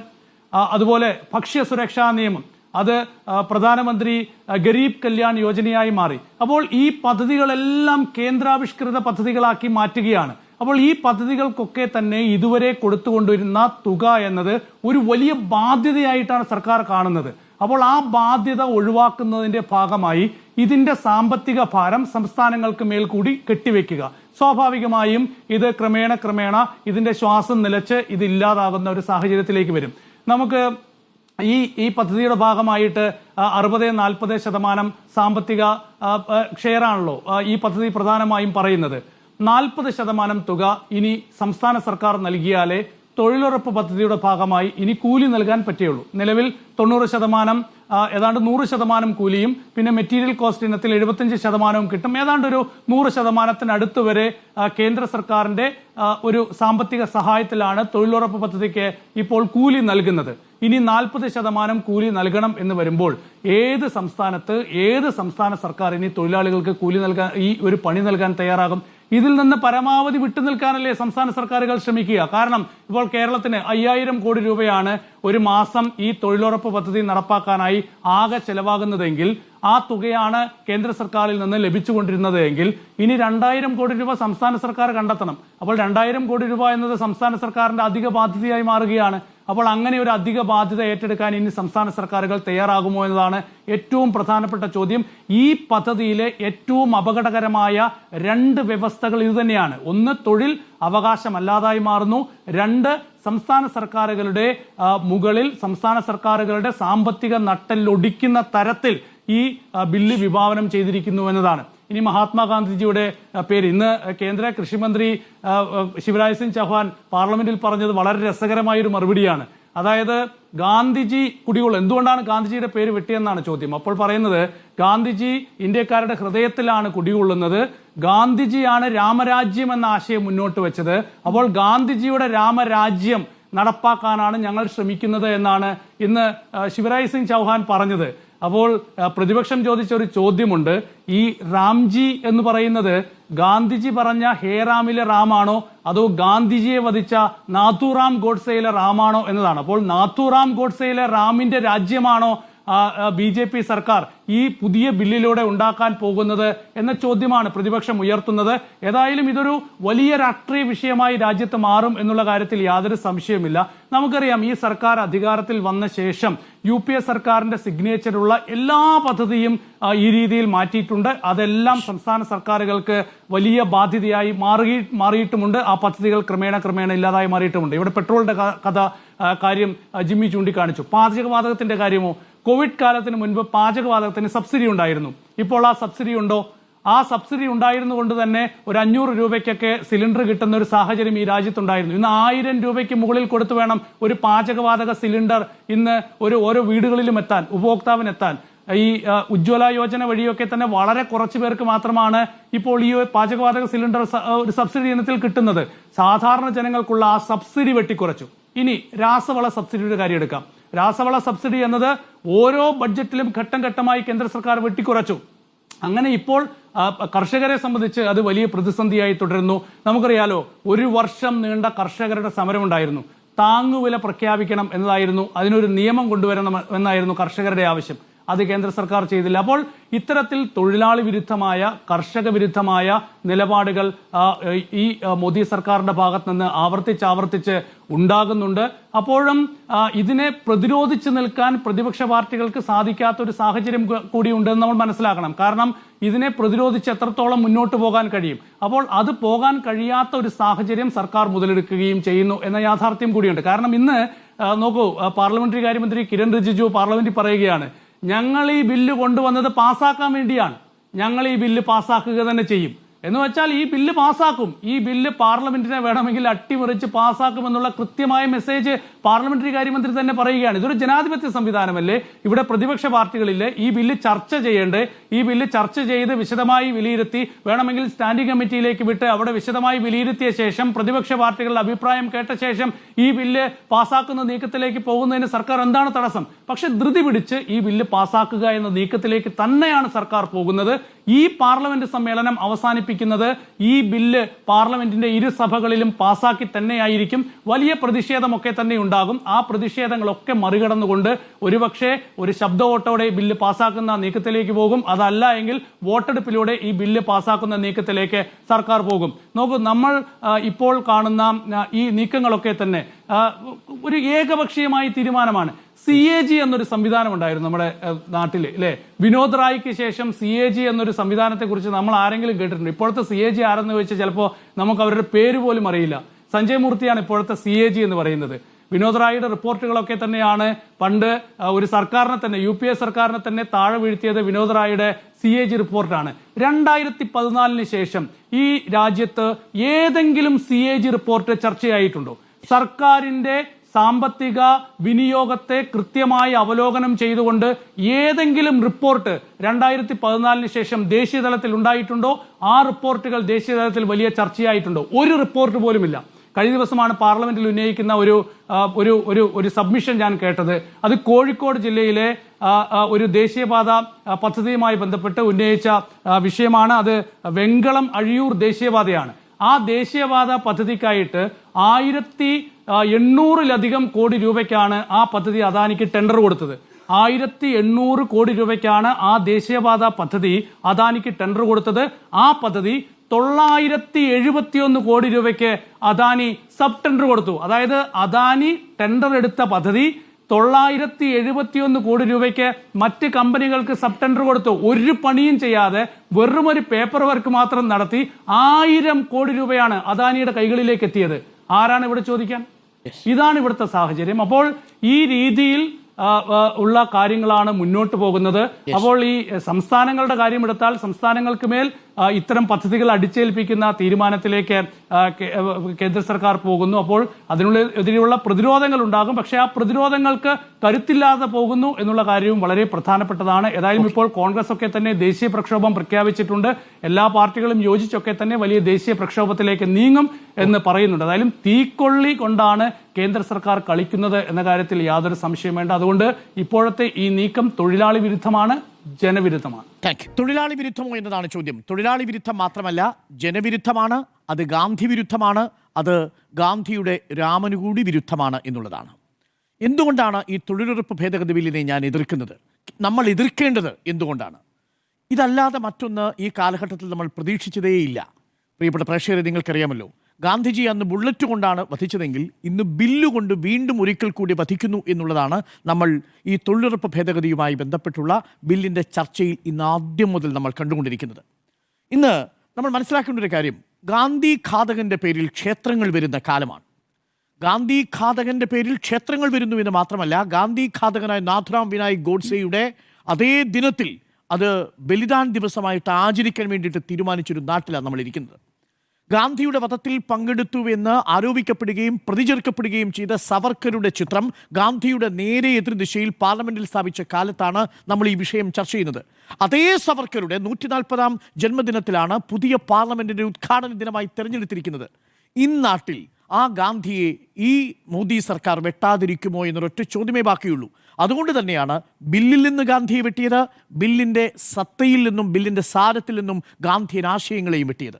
ഗാന്ധിയുടെ പേര് മാത്രമല്ല, ഗാന്ധിയൻ്റെ ആശയങ്ങളെയും ഗാന്ധിയുടെ പേരിൽ ബാക്കി നിൽക്കുന്ന ഗാന്ധിയൻ രാമരാജ്യം എന്ന സങ്കല്പത്തെ പോലുമാണ് ഈ ഭേദഗതി ബില്ല് വെട്ടിയിരിക്കുന്നത്. എങ്ങനെയെന്ന് ഞാൻ പറയാം. ഇന്നിപ്പോൾ ശിവരാജ് സിംഗ് ചൗഹാൻ പറഞ്ഞല്ലോ, ഇത് ഗാന്ധിയിൽ ഉറങ്ങുന്ന രാമരാജ്യത്തിന് സ്ഥാപിക്കാൻ വേണ്ടിയിട്ടുള്ള നിയമനിർമ്മാണമാണ് നമ്മൾ നടത്തുന്നതെന്ന്. അതല്ല എന്ന് സ്ഥാപിക്കാൻ എനിക്ക് 7 വളരെ ക്വിക്കായിട്ടുള്ള പോയിന്റുകൾ പറയാൻ കഴിയും. 1, ഗാന്ധിയുടെ രാമൻ അധികാരത്തോട് മമതയുണ്ടായിരുന്നയാളേ ആയിരുന്നില്ല. അധികാരം ഉപേക്ഷിച്ച് താൻ ആരണ്യവാസം തിരഞ്ഞെടുക്കാൻ ഈ രാമൻ പോകുമ്പോൾ ആ രാമൻ അധികാരത്തോട് അകലെ നിൽക്കാൻ താല്പര്യം കാണിച്ച രാമനാണ്. ഇന്ന് ഈ ബില്ലിൻ്റെ അടിസ്ഥാന സ്വഭാവം എന്ന് പറയുന്നത് പഞ്ചായത്തിനെ ശാക്തീകരിക്കുന്ന, പഞ്ചായത്ത് തലങ്ങളിലുള്ള ജനങ്ങളെ ശാക്തീകരിക്കുന്ന, അധികാര വികേന്ദ്രീകരണത്തിൻ്റെ ഒരു സഹായമായി പ്രവർത്തിച്ചിരുന്ന, ഒരു ടൂളായി പ്രവർത്തിച്ചിരുന്ന ഈ സംവിധാനത്തെ അധികാര കേന്ദ്രീകരണത്തിൻ്റെതായ ഒരു വഴിയിലേക്ക് കൊണ്ടുവന്നിരിക്കുന്നു. കേന്ദ്രാവിഷ്കൃത പദ്ധതിയായി മാറ്റിയിരിക്കുന്നു. പ്രിയപ്പെട്ട പ്രേക്ഷകരെ, ഇതിനകത്ത് ഏറ്റവും പ്രധാനപ്പെട്ട കാര്യം, സംസ്ഥാനങ്ങൾക്ക് വലിയ സാമ്പത്തിക ബാധ്യത വരുന്നു എന്നതിനും അപ്പുറത്തേക്ക് ഞാൻ ഭയക്കുന്ന ഒരു കാര്യം, ഈ പദ്ധതിയുടെ അടിസ്ഥാന ആശയത്തെ തന്നെ കാർന്നെടുക്കുന്നു എന്നുള്ളതാണ്. അപ്പോൾ രാമൻ അധികാരത്തോട് മമതയുള്ളയാളായിരുന്നില്ല. പക്ഷേ മോദി അധികാരത്തോട് മാത്രമല്ല, അമിതമായ കേന്ദ്രീകരണത്തോടുകൂടി താല്പര്യമുള്ളൊരു സർക്കാരിൻ്റെ കാലത്താണ് നമ്മൾ ജീവിക്കുന്നത്. അതുകൊണ്ടാണ് ഇവിടെ എന്ത് സംഭവിച്ചിരിക്കുന്നത് നോക്കൂ, സെൻട്രൽ സ്പോൺസേഡ് സ്കീമായിട്ട് മാറിയിരിക്കുന്നു. ഇനി പഞ്ചായത്തിന് ഏതു പഞ്ചായത്തിൽ എത്ര തൊഴിലാളികൾക്ക് ഏത് സ്ഥലത്ത് തൊഴിൽ കൊടുക്കണമെന്ന് തീരുമാനിക്കാൻ കഴിയില്ല. പകരം ഇതൊരു കേന്ദ്രാവിഷ്കൃത പദ്ധതിയായിട്ട് മാറുമ്പോൾ പ്രധാനമന്ത്രിയുടെ ഡിജിറ്റൽ ഗ്രിഡിൽ നിന്ന്, Pradhanmantri Gati Shakti layers and central digital stock ഗ്രിഡിൽ നിന്ന് തീരുമാനിക്കുന്നതനുസരിച്ച് ഇനി തൊഴിലുറപ്പ് തീരുമാനിക്കപ്പെടും. അത് എല്ലാ സംസ്ഥാനങ്ങൾക്കും തുല്യമായി കിട്ടുമോ? അത് കിട്ടാനുമില്ല. അതുകൊണ്ടാണ് ഇത് ഒരു സപ്ലൈ ഡ്രിവൺ ആയിട്ട് മാറും. കേന്ദ്ര സർക്കാരിൻ്റെ പദ്ധതിയും മാനദണ്ഡങ്ങളും അനുസരിച്ച് അവർ നിശ്ചയിക്കുന്ന രീതിയിൽ, നിശ്ചയിക്കുന്ന ഇടത്ത്, നിശ്ചയിക്കുന്ന തൊഴിലാളിക്ക് അത് കിട്ടും. അങ്ങനെ വരുമ്പോൾ നമ്മുടെ 22,61,000 വരുന്ന കേരളത്തിലെ തൊഴിലുറപ്പ് തൊഴിലാളികൾക്ക് തൊഴിൽ കിട്ടുമെന്ന് ഉറപ്പിച്ചു പറയാൻ സംസ്ഥാന സർക്കാരിന് കഴിയുമോ? കഴിയില്ല. പഞ്ചായത്തുകൾക്ക് കഴിയുമോ? കഴിയില്ല. അപ്പോൾ രാമൻ അധികാരം വേണ്ടിയിരുന്നില്ല, പക്ഷേ മോദിയുടെ സർക്കാർ അധികാര കേന്ദ്രീകരണത്തിൻ്റെ മറ്റൊരു ഉദാഹരണമായിട്ട് ഇതിനെ മാറ്റുന്നു. അപ്പോൾ രാമരാജ്യം സ്ഥാപിക്കാൻ വേണ്ടിയിട്ടുള്ളതാണോ ഈ ബില്ലെന്ന ചോദ്യത്തിന് അതല്ല എന്നുള്ളത് വ്യക്തമാവുന്നു. നമ്പർ 1. നമ്പർ 2, വീണ്ടും അധികാര കേന്ദ്രീകരണത്തിൻ്റെ മറ്റൊരു ഉദാഹരണം കൂടി ഞാൻ പറയാം. ഇതുവരെ നേരത്തെ നിങ്ങൾ കണക്കുകൾ സൂചിപ്പിച്ചതുപോലെ മെറ്റീരിയൽ കോസ്റ്റിൻ്റെ 25% മാത്രം വഹിക്കേണ്ടിയിരുന്ന കേരളമടക്കമുള്ള സംസ്ഥാനങ്ങൾക്ക് ഇപ്പോൾ അത് 40% വഹിക്കേണ്ടി വരുന്ന സാഹചര്യത്തിലേക്ക് മാറ്റുന്നു. കണക്കുകൾ പറയുന്നത് 1,50,000 കോടി രൂപയാണ് ഒരു വർഷം രാജ്യത്ത് മുഴുവൻ തൊഴിലുറപ്പിൻ്റെ ഭാഗമായിട്ട് സർക്കാർ കൊടുക്കേണ്ടതെങ്കിൽ ഇനി 55,000 കോടി രൂപയും സംസ്ഥാനങ്ങൾ വഹിക്കേണ്ടി വരും. കേരള സംസ്ഥാനത്ത് മാത്രം 2,000 കോടിയുടെ തൊഴിലുറപ്പ് പദ്ധതിയുടെ മൊത്തം സാമ്പത്തിക ബാധ്യതയിൽ 4,000 കോടിയുടെ സാമ്പത്തിക ബാധ്യതയിൽ 1,600 കോടി രൂപ, 40% ഈ സാമ്പത്തിക ബാധ്യത അനുഭവിച്ചുകൊണ്ടിരിക്കുന്ന, സാമ്പത്തിക പ്രാരാബ്ധം അനുഭവിച്ചുകൊണ്ടിരിക്കുന്ന കേരളമടക്കമുള്ള സംസ്ഥാനങ്ങൾ വഹിക്കേണ്ടി വരും. കേരളത്തിൽ മാത്രം 1,600 കോടി രൂപയുടെ ബാധ്യതയുണ്ടാവും എന്ന് പറഞ്ഞാൽ ഫിസ്ക്കൽ ഫെഡറലിസത്തിൻ്റെ കഴുത്തിൽ കത്തിവെച്ചിരിക്കുന്നു എന്നുള്ളതാണ്. ഇതാണോ രാമരാജ്യം? അധികാരത്തോട് താല്പര്യമില്ലെന്ന് മാത്രമല്ല, നിങ്ങൾ അകന്നു നിൽക്കണമെന്ന് പറയുന്നതിൽ നിന്ന് മാറി, ഉത്തരവാദിത്വങ്ങളിൽ നിന്ന് മാറി നിൽക്കുന്നതാണ്. എന്താ രാമൻ ചെയ്തത്? രാമൻ ചെയ്തത് ഈ സേതു നിർമ്മിക്കുന്ന സമയത്ത് ഒരു അണ്ണാറക്കണ്ണനെ എടുത്ത് തലോടുന്നുണ്ട്. അണ്ണാറക്കണ്ണനെ എടുത്ത് തലോടുന്നത് എന്തിനാ? അണ്ണാറക്കണ്ണനും തന്നാലായതുപോലെ മണൽ ശരീരത്ത് പരട്ടി ഒരു പാലം നിർമ്മിക്കാൻ വേണ്ടിയിട്ട് വന്ന ആ തൊഴിലിനെയാണ് ബഹുമാനിക്കുന്നത്.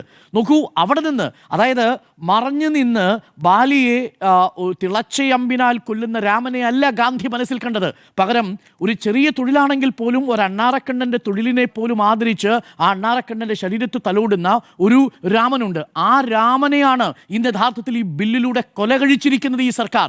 അതുകൊണ്ടാണ് അത് കേന്ദ്രത്തിൻ്റെ ബാധ്യതയായിട്ട് മാറുമ്പോൾ എന്താ സംഭവിക്കുക? കേരളമടക്കമുള്ള സംസ്ഥാനങ്ങൾക്ക് ഇത് സ്വാഭാവിക ബാധ്യതയായി തീരുകയും നമ്മുടെ സംസ്ഥാന വിഹിതം നൽകാൻ നമുക്ക് കഴിയാതെ വരികയും, അങ്ങനെ വരുമ്പോൾ ഈ തൊഴിലാളികൾക്ക് ആ തൊഴിൽ കിട്ടാത്ത സാഹചര്യം ഉണ്ടാവുകയും ചെയ്യും. അങ്ങനെ വരുമ്പോൾ അത് രാമരാജ്യത്തിൻ്റെ സ്ഥാപനത്തിന് വേണ്ടിയിട്ടുള്ള ബില്ലാണ് എന്ന് എങ്ങനെയാണ് പറയാൻ കഴിയുക? That is point number 2. Point number 3, പ്രിയപ്പെട്ട പ്രേക്ഷകരെ, ഇതൊരു തൊഴിലുറപ്പ് പദ്ധതിയല്ല, ഇതൊരു തൊഴിൽ ചൂഷണ പദ്ധതിയാണ്. ഈ തൊഴിൽ ചൂഷണ പദ്ധതി എങ്ങനെയാണ്? നമ്മുടെ വിളവെടുപ്പ് കാലത്ത് നമ്മുടെ നാടുവാഴികളായ ഭൂവുടമകൾക്ക് ചെറിയ കൂലിക്ക് വേണ്ടിയിട്ട് ആൾക്കാരെ കിട്ടണം. പക്ഷേ തൊഴിലുറപ്പ് പദ്ധതി ഉണ്ടെങ്കിൽ അഭിമാനത്തോടു കൂടി, നമ്മുടെ നാട്ടിൽ മാത്രമല്ല കേട്ടോ, നമ്മുടെ നാട്ടിൽ അങ്ങനെ വലിയ ഭൂവുടമകളുടെ നാട്ടിൽ പണിയെടുക്കുന്ന തൊഴിലാളികൾക്ക് ആത്മാഭിമാനത്തിന് പ്രശ്നമൊന്നുമില്ല. അത് ഇവിടുത്തെ കാലാകാലങ്ങളിലായിട്ടുള്ള ഇടതിൻ്റെയും ഒപ്പം തന്നെ ഐക്യജനാധിപത്യ മുന്നണി സർക്കാരും ഒക്കെ ഉറപ്പാക്കിയിട്ടുണ്ട്. നമ്മുടെ പ്രസ്ഥാനങ്ങൾ, തൊഴിലാളി പ്രസ്ഥാനങ്ങൾ ഒരു മിനിമം വേജ് നമുക്കിവിടെ കൊണ്ടുവന്നിട്ടുണ്ട്. പക്ഷേ അങ്ങനെയല്ല ബീഹാറിൽ, അങ്ങനെയല്ല മധ്യപ്രദേശിൽ, അങ്ങനെയല്ല ഉത്തരേന്ത്യൻ സംസ്ഥാനങ്ങളിൽ. അവിടെ ഈ ഹാർവെസ്റ്റിംഗ് സീസണിൽ അഥവാ വിളവെടുക്കുന്ന സമയത്ത് തൊഴിലാളികളെ കുറഞ്ഞ കൂലിക്ക് കിട്ടണമെങ്കിൽ തൊഴിലാളികളുടെ ഡിമാൻഡ് ഉണ്ടാവാൻ പാടില്ല, തൊഴിലാളികളുടെ സപ്ലൈ കൂടിയിരിക്കണം. അപ്പോൾ തൊഴിലാളികളുടെ സപ്ലൈ കൂടണമെങ്കിൽ അഥവാ കൂടുതൽ തൊഴിലാളികളെ കിട്ടണമെങ്കിൽ അവർക്ക് മറ്റൊരു പണിയും ചെയ്യാതെ ഇരിക്കുന്ന സാഹചര്യം ഉണ്ടാവണം. തൊഴിലുറപ്പ് പദ്ധതി ആ സമയത്ത് കൊണ്ടുവച്ചാൽ എന്താ സംഭവിക്കുക? തൊഴിലുറപ്പ് പദ്ധതി ആ സമയത്ത് കൊണ്ടുവച്ചാൽ പാടത്ത് പണിയെടുക്കേണ്ട, തോട്ടങ്ങളിൽ പണിയെടുക്കേണ്ട, വിളവെടുപ്പിന് ഇറങ്ങേണ്ട തൊഴിലാളികൾ സ്വാഭാവികമായി എണ്ണം കുറയും. എണ്ണം കുറയുമ്പോൾ അവർ എന്ത് ചെയ്യും? അവർ കൂലി കൂടുതൽ ആവശ്യപ്പെടും. അവരുടെ കൂലി കുറച്ചു കൊടുക്കാൻ, അതായത് നാടുവാഴികളായ ഭൂവുടമകൾക്ക് വേണ്ടി തൊഴിൽ കുറച്ചു കൊടുത്ത് അവരുടെ തൊഴിലിനെ ചൂഷണം ചെയ്യാനുള്ളൊരു സാഹചര്യമാണ് യഥാർത്ഥത്തിൽ ഈ ബില്ലിലൂടെ കൊണ്ടുവരുന്നത്. എങ്ങനെ ഇത് നടപ്പാക്കുന്നതെന്ന് അറിയാമോ? സംസ്ഥാനങ്ങൾ 60 ദിവസം നിശ്ചയിക്കണം. കാരണം ഓരോ സംസ്ഥാനത്തും ഓരോ രീതിയിലാണ് വിളവെടുപ്പ്. നമ്മുടെ കേരളത്തിൽ നെല്ലിന് വിളവെടുക്കുന്ന സമയത്തായിരിക്കില്ല റാഗിയുടെ വിളവെടുപ്പ് നടക്കുക, അതേപോലെ ആയിരിക്കില്ല ഗോതമ്പിൻ്റെ വിളവെടുപ്പ് നടക്കുക. അതുകൊണ്ട് ഈ സീസണുകൾ വ്യത്യസ്തമാവുന്നത് കൊണ്ട് അതാത് സംസ്ഥാനങ്ങൾ 60 ദിവസം നേരത്തെ നിശ്ചയിക്കണം. ആ 60 ദിവസങ്ങളിൽ എന്തില്ല? തൊഴിലുറപ്പ് പദ്ധതി ആ സംസ്ഥാനത്ത് പ്രാവർത്തികമാക്കാൻ കഴിയില്ല. അങ്ങനെ വരുമ്പോൾ എന്ത് ചെയ്യും? ഈ പാവപ്പെട്ട തൊഴിലാളികൾ ഈ തോട്ടമുടമയുടെ, ഈ ഭൂവുടമയുടെ പാടത്ത്, അവൻ്റെ നിലത്ത് തൊഴിലെടുക്കാൻ വേണ്ടിയിട്ട് പോവും, കുറഞ്ഞ തൊഴിലിനു വേണ്ടി എന്നുള്ളതാണ്. ഇതാണോ രാമരാജ്യത്തിൻ്റെ സങ്കല്പം എന്ന് ശിവരാജ് സിംഗ് പറയുന്നത്? Point number 3. പോയിന്റ് നമ്പർ 4, ഈ പദ്ധതിയിൽ ഒരു കുരുക്കുണ്ട്. എന്താണെന്നറിയാമോ? ഞാൻ ഇതിനകത്ത് ഒരു ക്ലോസ് വായിക്കായിരുന്നു. ഏതെങ്കിലും തരത്തിൽ ഈ പദ്ധതി നടത്തിപ്പുമായി ബന്ധപ്പെട്ടൊരു പരാതി കിട്ടിയാൽ, എവിടെ നിന്ന് കിട്ടിയാൽ, ആരിൽ നിന്നെങ്കിലും കിട്ടിയാൽ, ഈ പദ്ധതിയുമായി ബന്ധപ്പെട്ട ഫണ്ടിൻ്റെ വിതരണം നിർത്തിവെക്കാൻ പറ്റും? നമ്മുടെ സംസ്ഥാനത്ത് വിവിധ കാരണങ്ങളാൽ പറഞ്ഞ് കേന്ദ്രാവിഷ്കൃത പദ്ധതികളുടെ എത്രയെത്ര പദ്ധതികളാണ് നിർത്തിവെച്ചിരിക്കുന്നത്. നമ്മൾ സെൻട്രലി സ്കീമായിട്ടുള്ള റൂറൽ ഹെൽത്ത് മിഷൻ്റെ സ്കീമിൻ്റെ ഭാഗമായിട്ടുള്ള ആരോഗ്യവകുപ്പിന് കിട്ടേണ്ട ഫണ്ട്, PMC നടപ്പാക്കാത്തതിൻ്റെ പേരിൽ SSKക്ക് കിട്ടേണ്ട ഫണ്ട്, നമ്മളുടെ ലൈഫ് മിഷനുമായി ബന്ധപ്പെട്ട് ലഭിക്കേണ്ട പ്രധാനമന്ത്രിയുടെ ആവാസ് യോജനയുമായി ബന്ധപ്പെട്ട് ലഭിക്കേണ്ട ഫണ്ട്, അങ്ങനെ കിഫ്ബിയുടെ പേരിലും പെൻഷൻ ഫണ്ടിൻ്റെ പേരിലും നമുക്ക് നൽകാത്ത മറ്റു ഫണ്ടുകൾ, ഇങ്ങനെ ഓരോ തരത്തിലും കേരളം പോലുള്ള സംസ്ഥാനങ്ങളെ ഈ കേന്ദ്രാവിഷ്കൃത പദ്ധതികളുടെ ഫണ്ട് റിലീസിന് തടസ്സം പറയാൻ കാത്തു നിൽക്കുന്ന സർക്കാരിന് ഇതൊരു പ്രധാനപ്പെട്ട ഉപകരണമായി മാറുന്നു. അങ്ങനെ വരുമ്പോൾ പദ്ധതിയെ നടപ്പാക്കാൻ കഴിയാതെ വരുന്ന സാഹചര്യം ഉണ്ടാവും. കേന്ദ്രത്തിന് പണം കൊടുക്കേണ്ട, കേന്ദ്രത്തിന് കുറ്റം കണ്ടെത്തിയാൽ മതി. നിലവിലത് കഴിയില്ല. കാരണം അതൊരു റൈറ്റ് ഓറിയന്റഡ് ആയ, അവകാശത്തിൽ അധിഷ്ഠിതമായിരിക്കുന്ന, ഡിമാൻഡിൽ അധിഷ്ഠിതമായിരിക്കുന്ന ഒരു സംവിധാനമാണ്. ഇനി അങ്ങനെയല്ല, സർക്കാർ തീരുമാനിക്കും. കേന്ദ്ര സർക്കാരിന് ഒരു പരാതി കിട്ടിയാൽ ആ സംസ്ഥാനത്തേക്കുള്ള ഫണ്ട് വിതരണം നിലയ്ക്കും. അതാണ് പോയിന്റ് നമ്പർ 4. പോയിന്റ് നമ്പർ 5, ഈ വിവേചനാധികാരം ഉപയോഗിച്ച് സംസ്ഥാനങ്ങൾക്ക് ഇത് ഏറിയും കുറഞ്ഞും കൊടുക്കാം എന്നുകൂടിയുണ്ട്. കാരണം മാനദണ്ഡങ്ങൾ ഉപയോഗിച്ചുകൊണ്ട് കേന്ദ്ര സർക്കാർ തീരുമാനിക്കുന്ന പാരാമീറ്റേഴ്സിന്റെ അടിസ്ഥാനത്തിൽ, ആ മാനദണ്ഡങ്ങളുടെ അടിസ്ഥാനത്തിലായിരിക്കും നിങ്ങൾ ഗുണഭോക്തൃ സംസ്ഥാനങ്ങളെ കൂടി തിരഞ്ഞെടുക്കാൻ പോകുന്നത്. എന്ന് പറഞ്ഞാൽ എന്താ കാര്യം? ഇപ്പോൾ മൾട്ടി ഡയമെൻഷണൽ പോവർട്ടിയുള്ള കുറവുള്ള കേരളത്തെ സംബന്ധിച്ച്, തമിഴ്നാടിനെ സംബന്ധിച്ച് കേന്ദ്രം തീരുമാനിക്കുകയാണ്, ദാരിദ്ര്യമാണ് ഈ തൊഴിലുറപ്പ് പദ്ധതിയെ നിശ്ചയിക്കുന്ന ഒരു മാനദണ്ഡം എന്ന് കേന്ദ്രം അങ്ങ് തീരുമാനിച്ചു കഴിഞ്ഞാൽ, കേരളത്തെ പോലൊരു സംസ്ഥാനത്തിന് ദാരിദ്ര്യം തുടച്ചു മാറ്റിയതിൻ്റെ പേരിൽ നമ്മുടെ 22 ലക്ഷത്തോളം വരുന്ന തൊഴിലാളികളെ കേന്ദ്രത്തിന് ശിക്ഷിക്കാൻ കഴിയും. അത് തമിഴ്നാടിനെ ശിക്ഷിക്കാൻ കഴിയും. അങ്ങനെ ദാരിദ്ര്യം തുടച്ചു മാറ്റിയ സംസ്ഥാനങ്ങളെ പീനലൈസ് ചെയ്യുന്ന, ശിക്ഷിക്കുന്ന സംവിധാനമായിട്ട് മാറും. This is point number 5. ഇതിനോട് നമുക്ക് യോജിക്കാൻ കഴിയുമോ? യോജിക്കാൻ കഴിയില്ല. പോയിന്റ് നമ്പർ 6, നിലവിൽ ഇതൊരു ഡിമാൻഡ് ഡ്രിവൺ ആയിട്ടുള്ള സംവിധാനമാണ്. അതായത് എൻ്റെ അവകാശമാണ്, നേരത്തെ പിയാസുല്ല പറഞ്ഞതുപോലെ, എൻ്റെ അവകാശമാണെന്ന് കരുതി എനിക്ക് എപ്പോൾ വേണമെങ്കിലും എനിക്ക് തൊഴിൽ ആവശ്യപ്പെടാം. പക്ഷേ ഇപ്പോൾ അത് കഴിയില്ല. കേന്ദ്ര സർക്കാർ നിർദ്ദേശിക്കുന്ന ഇടത്ത്, നിർദ്ദേശിക്കുന്ന സമയത്ത് പ്ലാൻ ഫണ്ട് ഉണ്ടെങ്കിൽ മാത്രം. ആ ഫണ്ട് ഇല്ലെങ്കിൽ നിങ്ങൾക്ക് റൈറ്റ് ഇല്ല. ഇപ്പോൾ അങ്ങനെയല്ല. ഇപ്പോൾ എനിക്ക് എൻ്റെ ഡിമാൻഡിനനുസരിച്ച് തരണം. ഇതാണ് ഡിമാൻഡ് ഡ്രിവൺ. ഇപ്പോൾ അത് സപ്ലൈ ഡ്രിവൺ ആയിട്ട് മാറുന്നു എന്നുള്ളതാണ്. That is point number 6. Last point number 7. ഇതിൽ മറ്റൊരു ഗുരുതരമായ പ്രശ്നം കൂടിയുണ്ട്. ഈ പുതിയ ബില്ലിൻ്റെ 13ാമത്തെ ക്ലോസ് ഞാൻ എടുത്ത് വായിക്കുകയായിരുന്നു. ആ 13ാമത്തെ ക്ലോസിൽ നേരത്തെ തൊഴിലുറപ്പ് പദ്ധതിയുടെ നിയമത്തിലുണ്ടായിരുന്ന 12ാമത്തെ ക്ലോസിലുണ്ടായിരുന്ന സംവരണമില്ല. എന്ന് പറഞ്ഞാൽ എങ്ങനെയാ? ഈ തൊഴിലുറപ്പ് പദ്ധതിയുമായി ബന്ധപ്പെട്ട കാര്യങ്ങൾ നിരീക്ഷിക്കുന്നതിന് വേണ്ടി കേന്ദ്രത്തിലും സംസ്ഥാനത്തിലും ഓരോ കൗൺസിലുണ്ട്. ഈ കേന്ദ്ര കൗൺസിലിൽ 1/3 സംവരണം സ്ത്രീകൾക്ക്, ദളിത് വിഭാഗത്തിൽപ്പെട്ടവർക്ക്, അതായത് SC വിഭാഗത്തിൽപ്പെട്ടവർക്ക്, ST വിഭാഗത്തിൽപ്പെട്ടവർക്ക് നൽകേണ്ടതാണ്. നിലവിൽ അങ്ങനൊരു സംവരണത്തെക്കുറിച്ചേ മിണ്ടുന്നില്ലത് മാത്രമല്ല, അങ്ങനൊരു സംവരണമേ ഇല്ല. അപ്പോൾ സാമൂഹിക നീതി ഉണ്ടാവുന്നില്ല, ഫിസ്ക്കൽ ഫെഡറലിസം നടപ്പിലാക്കുന്നില്ല, തൊഴിലാളികളുടെ അവകാശത്തെ മാനിക്കുന്നില്ല, മഹാത്മാഗാന്ധി സങ്കല്പിക്കുന്ന തരത്തിൽ ജനകീയാസൂത്രണത്തിൻ്റെ അടിസ്ഥാനമായി പഞ്ചായത്ത് കേന്ദ്രീകൃതമായിട്ടുള്ള സംവിധാനങ്ങൾ ഉണ്ടാവുന്നില്ല. ഇനി നിങ്ങൾ പറയൂ, ഇതിലെവിടെയാണ് രാമരാജ്യം എന്നുള്ളതാണ് ചോദ്യം. ഇവിടെ ഒരിക്കൽ കൂടി രാമനെയും ഗാന്ധിയെയും ഒരൊറ്റ ബില്ലിലൂടെയാണ് വധം ചെയ്തിരിക്കുന്നത് എന്നുള്ളതാണ്. എന്നിട്ട് പേരിട്ടിരിക്കുന്നു, ഗാന്ധിയുടെ പേരെടുത്തു മാറ്റി അവിടെ അതിനൊരു പേരുകൂടി ഇടുന്നു, റാം ബിൽ എന്നുകൂടി ഒരു പേരുകൂടി ഇട്ടിട്ട്, VBG റാം ബിൽ എന്നൊരു പേരുകൂടി ഇട്ട് ഒരേ സമയം ഗാന്ധിയെ അപമാനിക്കുന്നു, ഒരേ സമയം രാമനെയും അപമാനിക്കുന്നു എന്നുള്ളതാണ് ഈ ബില്ലിൻ്റെ അന്തസത്ത നമ്മൾ വായിച്ചാൽ മനസ്സിലാക്കാൻ സാധിക്കുന്നത്. ഇതാണ് എൻ്റെ ടേക്ക് ഈ വിഷയത്തിൽ. അത് തൊഴിലാളി വിരുദ്ധവും ജനവിരുദ്ധവും ഗാന്ധി വിരുദ്ധവും ഗാന്ധിയുടെ രാമരാജ്യ വിരുദ്ധവുമാണ് ഈ ബിൽ എന്നുള്ളതാണ്. ആൻറ്റോ, ഞാൻ പെട്ടെന്ന് അവസാനിപ്പിക്കാം. ഒരു വിഷ്വൽ കിട്ടും, വയനാട് കടുവ ആക്രമണത്തിൻ്റെ വിഷ്വലുണ്ട്. അപ്പം ഈ 1,55,000 രൂപ കേന്ദ്ര സർക്കാർ കൊടുത്തുകൊണ്ടിരുന്ന ഭാഗത്ത് ഇനി ആകെ 50,000 60,000 കൊടുത്താൽ മതി. ഇപ്പം 2,000 കോടി രൂപ നിങ്ങളുടെ കയ്യിലുണ്ടോ? ഞങ്ങളൊരു 1,600 കോടി, നിങ്ങളൊരു 1,600 കോടി തരുവാണെങ്കിൽ ഞങ്ങളൊരു 2,600 കോടി തരാം എന്നുള്ള നിലയിലേക്ക് മാറി എന്നുള്ളതാണ്. കേരളത്തെ സംബന്ധിച്ചിടത്തോളം, ഈ ഇന്ത്യയിലെ മറ്റുള്ള സംസ്ഥാനങ്ങളെ സംബന്ധിച്ചിടത്തോളം തൊഴിലാളി വിരുദ്ധമായ ഒരു നിലപാട് മാത്രം സ്വീകരിച്ചു പോകുന്ന ഒരു നിലപാടിലേക്ക് കേന്ദ്രം മാറി എന്നുള്ളതാണ്. നമ്മൾ ആലോചിച്ച് നോക്കിയാൽ, സാധാരണക്കാരായ പട്ടിണിപ്പാവങ്ങളുടെ പിച്ചച്ചട്ടിയിലല്ലേ കേന്ദ്രം പോയി കൈയിട്ട് എന്നുള്ളതാണ്. സാധാരണക്കാരായ ഈ കോവിഡ് കാലത്ത് 86,000 കോടിയായിരുന്നു കൊടുത്തുകൊണ്ടിരുന്നത്. അത് 1,00,000 സംതിങ് കോടിയായി ഉയർത്തി. അത് എന്തിനു വേണ്ടിയിട്ടാണെന്നറിയോ? ഈ തൊഴിലുറപ്പില്ലായിരുന്നെങ്കിൽ രാജ്യത്ത് കലാപം നടന്നേനെ. ഓരോ രാജ്യത്തും പണം ഇങ്ങനെ ചെറിയ പോക്കറ്റുകളിലേക്ക് എത്തിയത് കൊണ്ട് മാത്രമാണ് കോവിഡ് കാലത്ത് ഇന്ത്യ പിടിച്ചു നിന്നത്. എന്തുകൊണ്ട് മനസ്സിലാക്കുന്നില്ല? 21 ലക്ഷം ആൾക്കാരാണ് കേരളത്തിൽ പണിയെടുക്കുന്നത്, അറിയോ? 21 ലക്ഷം ആൾക്കാർ. നിങ്ങളൊരു കാര്യം പറയാം, കേരളത്തിലുള്ള റോഡുകളുടെ സൈഡുകളും ഓടകളും പാലങ്ങളും പാലങ്ങളുടെ സൈഡുകളും കാടുകളും എല്ലാം വൃത്തിയാക്കുന്ന ആരാന്നറിയോ? ആ വൃത്തിയാക്കുന്നത് മുഴുവൻ ഈ തൊഴിലുറപ്പ് തൊഴിലാളികളാണ്. കേരളം ഇത്ര ഈ റോഡ് സൈഡും കാട് മൂടിക്കിടക്കുന്ന പ്രദേശമൊക്കെ ഇത്ര വൃത്തിയായി നിൽക്കുന്നത് എങ്ങനെയാണ്? ഈ തൊഴിലുറപ്പിൽ കൊണ്ടാണ്. ഇനി ഈ പൈസ മുഴുവൻ ആരുണ്ടാക്കണം എന്നറിയോ? കേരളം ഉണ്ടാക്കണം. ഈ കേരള സംസ്ഥാനങ്ങൾ ഉണ്ടാക്കണം. ഈ സംസ്ഥാനങ്ങൾക്ക് എവിടുന്ന് എത്ര പണം? സംസ്ഥാനത്ത് ഇങ്ങനെ പണം ഉണ്ടോന്നേ. നമ്മൾ ഈ പറയുന്നില്ല, ഈ ആശാസമരത്തെക്കുറിച്ച് പറയുന്നുണ്ടല്ലോ. ആശാസമരം എന്തിനു വേണ്ടിയിട്ടാണ്? കേരളം പൈസ കൊടുക്കാനാണ് കേരളത്തിൻ്റെ പദ്ധതിയായിട്ട് നടപ്പിലാക്കിയാൽ പോരെ? എന്തിനാ ഈ കേന്ദ്രത്തിൻ്റെ പദ്ധതിയായിട്ട് മുന്നോട്ട് കൊണ്ടുപോകുന്നത്?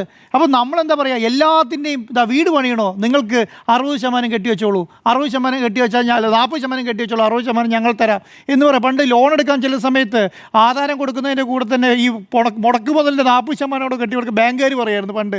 അതേ അവസ്ഥയിലേക്ക് മാറി. നിങ്ങളൊരു പ്രൊജക്റ്റ് സ്റ്റാർട്ട് ചെയ്യുകയാണെങ്കിൽ ആ പ്രൊജക്റ്റിന് 40% പൈസ മുടക്കാൻ നിങ്ങളുടെ കയ്യിലുണ്ടെങ്കിൽ ഞങ്ങൾ 60% ലോൺ തരാം എന്ന് ബാങ്ക് പറയും. എന്തിനു വേണ്ടിയിട്ടാണെന്നറിയോ? ഈ ബാക്കിയുള്ള 40 കൂടെ കൂട്ടി അവർക്ക് എടുക്കാൻ വേണ്ടിയിട്ടാണ്.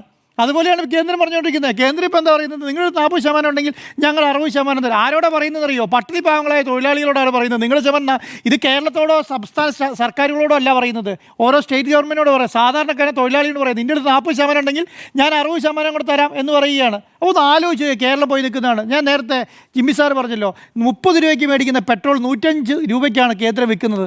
അന്ന് ആലോചിച്ച് നോക്കിക്കേ, 30. എന്നിട്ട് പറയാം വിലക്കയറ്റം കൂടി എന്നുള്ളത്. നമ്മളിപ്പോൾ ആരത്തേക്ക് നേരത്തെ PR സുനിൽ പറഞ്ഞ പോലെ നമ്മളിപ്പോൾ ആരെങ്കിലും ഗ്യാസ് കുറ്റിയായിട്ട് സമരം നടത്തുന്നുണ്ടോ? പണ്ട് എന്തായിരുന്നു അവസ്ഥ? UP അധികാരത്തിലുള്ള സമയത്ത് കാസർഗോഡ് തുടങ്ങി തിരുവനന്തപുരം വരെ എല്ലാവരും എന്തൊക്കെ ജാഥകളായിരുന്നു, കാളവണ്ടി സമരം ഇല്ലേ? ഇപ്പോൾ UP സർക്കാരിനെ കോൺഗ്രസ്സുകാരും കാളവണ്ടി സമരം നടത്തുന്നുണ്ടോ? ആരെങ്കിലും ഗ്യാസ് കുറ്റിയെടുത്ത് സമരം നടത്തുന്നുണ്ടോ? ഒരാൾ നടത്തുന്നില്ലല്ലോ. അപ്പോൾ എന്തുകൊണ്ടാണ് ഇതൊക്കെ യൂഷ്വലായി ജനങ്ങൾക്ക്? ഇവരിങ്ങനെ കൂട്ടുമെന്ന് വിചാരിച്ചിരിക്കുകയാണ്. ഇതിങ്ങനെ ആ രീതിയിൽ സമരങ്ങളിലേക്ക് പോകുന്നുണ്ടോ എന്ന് ആലോചിച്ച് നോക്കിയേ. കേന്ദ്ര സർക്കാർ ഇന്ന് എന്താ പറയുന്നത്? കേന്ദ്രത്തിൽ ഒരു മന്ത്രി വന്ന് പറയാം, ഞങ്ങൾ ബില്ല് കൊണ്ടുവന്ന് നടപ്പിലാക്കാൻ വേണ്ടിയിട്ടാണ്, ഞങ്ങൾ നടപ്പിലാക്കും, നിങ്ങളുടെ ഒന്നും ഒരാവശ്യവും ഞങ്ങൾക്കില്ല എന്ന് പറയുന്നത്. ജനാധിപത്യ രാജ്യമാണെന്നേ. ജനാധിപത്യ രാജ്യത്താണ് പറയുന്നത്. എന്ത് പറഞ്ഞാലും മതാടിസ്ഥാനത്തിലുള്ള പേരുകൾ മാത്രം കൊണ്ടുവരിക. ഒന്ന് ആലോചിച്ച് നോക്കിക്കേ. എന്ത് പറഞ്ഞാലും മതം മതം മതം. ഇന്ത്യയിൽ ഇത് മുസ്ലിങ്ങളും ക്രിസ്ത്യാനികളും പാഴ്സികളും ജൈനന്മാരും ഒന്നും ഇല്ലാത്ത രാജ്യമായിരുന്നോ കേരളം? അല്ല ഇന്ത്യ? ഈ രാജ്യത്ത് മുഴുവൻ ഇങ്ങനെയല്ല പ്രവർത്തിച്ചുകൊണ്ടിരുന്നത്. ഇതൊന്നും മനസ്സിലാക്കില്ലല്ലോ. അപ്പോൾ എന്താണെങ്കിലും 60-40. അപ്പം ഈ 60-40 എന്ന് പറഞ്ഞാൽ ഒന്ന് ആലോചിച്ച് നോക്കിയേ. ഇപ്പോൾ കേരളത്തിൽ അങ്ങനെ പണം ഉണ്ടാക്കാൻ കഴിയുമോ? എവിടുന്നാണ് കേരളത്തിൽ പണം ഉണ്ടായി? ലോട്ടറി കച്ചവടം നടത്തി ഉണ്ടാക്കാൻ പറ്റില്ലല്ലോ. കള്ളു വിറ്റിട്ട് മാത്രം ഉണ്ടാക്കാൻ കഴിയില്ലല്ലോ. എല്ലാത്തിൻ്റെയും ആകെ 2% സെസ്, 3% സെസ്, വിഹിതം കേരളത്തിൽ തരും. അത് തരുന്നുണ്ടോ? 55,000 കോടി കിട്ടാൻ കിടക്കുകയാണ് കേരളത്തിൽ. 55,000 കോടി. എന്നിട്ടെന്താ? അപ്പോൾ ഇനി എന്താണെന്നറിയോ? ഒരു സമയം കഴിഞ്ഞ് കഴിയുമ്പോൾ ഈ തൊഴിലാളികളൊക്കെ തിരിയാൻ പോകുന്ന കേന്ദ്രത്തിനെതിരെ അല്ലാന്നേ, കേരള സർക്കാരിനെതിരെയായിരിക്കും, അല്ലെങ്കിൽ സ്റ്റേറ്റ് ഗവൺമെൻറ്റുകൾക്കെതിരെയായിരിക്കും. അവരോട് എന്താ പറയുന്നറിയോ? നിങ്ങൾ ഞങ്ങൾക്ക് പണം തരുന്നില്ല എന്ന് പറയുക. ഇവിടുത്തെ ADSമാരും സാധാരണ പഞ്ചായത്ത് മെമ്പർമാരും പഞ്ചായത്ത് പ്രസിഡന്റുമാരും ഇവരെ തലോളി കൊണ്ടുനടന്നുകൊണ്ടിരുന്നത് അല്ലേ? ഈ പറഞ്ഞ സമരം ഞാൻ ഈ കോവിഡ് കാലത്തും വെള്ളപ്പൊക്ക സമയങ്ങളിലൊക്കെ ഈ തൊഴിലുറപ്പ് തൊഴിലാളികളാണ് ഈ കേരളത്തെ നമ്മൾ ഉദാഹരണം പറയാം. 2016 കോവിഡ് ഉണ്ടായപ്പോഴും 2018 കോവിഡ് വെള്ളപ്പൊക്കം ഉണ്ടായപ്പോഴും 2021 കോവിഡ് ഉണ്ടായ സമയത്ത് നമ്മൾ ഇത്ര പെട്ടെന്ന് റിക്കവർ ആയതെന്ന് പറയുമോ? 21 ലക്ഷം തൊഴിലാളികൾ കേരളത്തിൽ അങ്ങോളം ഇങ്ങോളം പണിയെടുത്തുകൊണ്ടാണ്. അവർക്ക് എന്തുകൊണ്ടാണ് പണിയെടുക്കാൻ കഴിഞ്ഞെന്നറിയോ? ഈ പറഞ്ഞ തൊഴിലുറപ്പ് രീതിയിൽ അവർക്ക് വേതനം കിട്ടിയതുകൊണ്ട് മാത്രമാണ്. 100 ദിവസമാണ്. ഇനിയിപ്പോൾ എന്താ കഴിയുന്നറിയോ? ഇനിയിപ്പോൾ നോക്കിക്കോ നിങ്ങൾ, അടുത്ത ബഡ്ജറ്റിൽ 100,000 ഇപ്പോൾ 1 ലക്ഷമാണ് കൊടുക്കുന്നത്, 1.5 ലക്ഷം കോടി വെക്കും. എന്നിട്ട് എടുക്കുമെന്ന് അറിയോ? ഇവരെ ഭരിക്കുന്ന സംസ്ഥാനങ്ങൾക്ക് കൊടുക്കും. അവിടെ കുഴപ്പമൊന്നുമില്ലല്ലോ. ഈ പൊട്ടി ഒലിച്ചു വരുന്ന സമയത്ത് എന്താണ് നമ്മുടെ ഉരുളുപൊട്ടി അല്ലെങ്കിൽ മറ്റേ പ്രകൃതി ദുരന്തം ഉണ്ടായ സ്ഥലത്ത് നമ്മൾ ചോദിക്കുകയാണ്, ഞങ്ങൾക്ക് 800 കോടി രൂപ നഷ്ടം തട്ടി, ഞങ്ങൾക്ക് തരുമെന്ന് ചോദിക്കുമ്പോൾ അതിന് 500 കണക്ക് കൊടുക്കണം. ബീഹാറിന് എത്ര കൊടുത്തേ? 10,000 കോടി. ഒരു ഡോക്യുമെൻ്റ് ആവശ്യമില്ല, ഇങ്ങനെ കൊടുക്കാൻ പറ്റുമല്ലോ. അപ്പോൾ ഇതും അങ്ങനെ തന്നെയാണ്. ഇനി 25% 25 തൊഴിൽ ദിനങ്ങൾ കൂട്ടി അത് BJP ഭരിക്കുന്ന സംസ്ഥാനങ്ങൾക്ക് കൊടുക്കും. ബാക്കിയുള്ള സംസ്ഥാനങ്ങൾ എന്ത് സംഭവിക്കുന്ന അറിയോ? പ്രത്യേകിച്ച് സൗത്ത് ഇന്ത്യൻ സംസ്ഥാനങ്ങൾക്ക് എന്ത് സംഭവിക്കുന്ന അറിയോ? സാധാരണ ജനങ്ങൾ സംസ്ഥാന സർക്കാരിനെതിരെ തിരിയും. ഇവരാണ് ഞങ്ങൾക്ക് പൈസ തരാത്തത്. ഇപ്പം സെക്രട്ടേറിയറ്റിന് മുന്നിൽ ആശാസമരം നടത്തിയല്ലോ. കേരള സർക്കാരിൻ്റെ പ്രശ്നം കൊണ്ടാണോ? അല്ലല്ലോ. കേന്ദ്രം തരാത്ത പൈസയ്ക്ക് വേണ്ടിയിട്ട് കേരള സർക്കാരിൻ്റെ സമരത്തിന് മുന്നിൽ നിന്നു. അത് പ്രതിപക്ഷം കൊട്ടുഘോഷിക്കുക എന്നുള്ളത് അത് തന്നെയാണ് ഇനിയും നടക്കാൻ പോകുന്നത്. അപ്പം 2004 UPA സർക്കാർ കൊണ്ടുവന്ന ഒരു പദ്ധതിയെ ഒരു മാനദണ്ഡമില്ലാതെ പൊളിച്ചെഴുതുന്നത് നമ്മൾ കണ്ടുകൊണ്ടിരിക്കുകയാണ്. നമുക്ക് പ്രതികരിക്കാൻ കഴിയുന്നില്ല എന്നുള്ളതാണ് സത്യം. ഓക്കെ.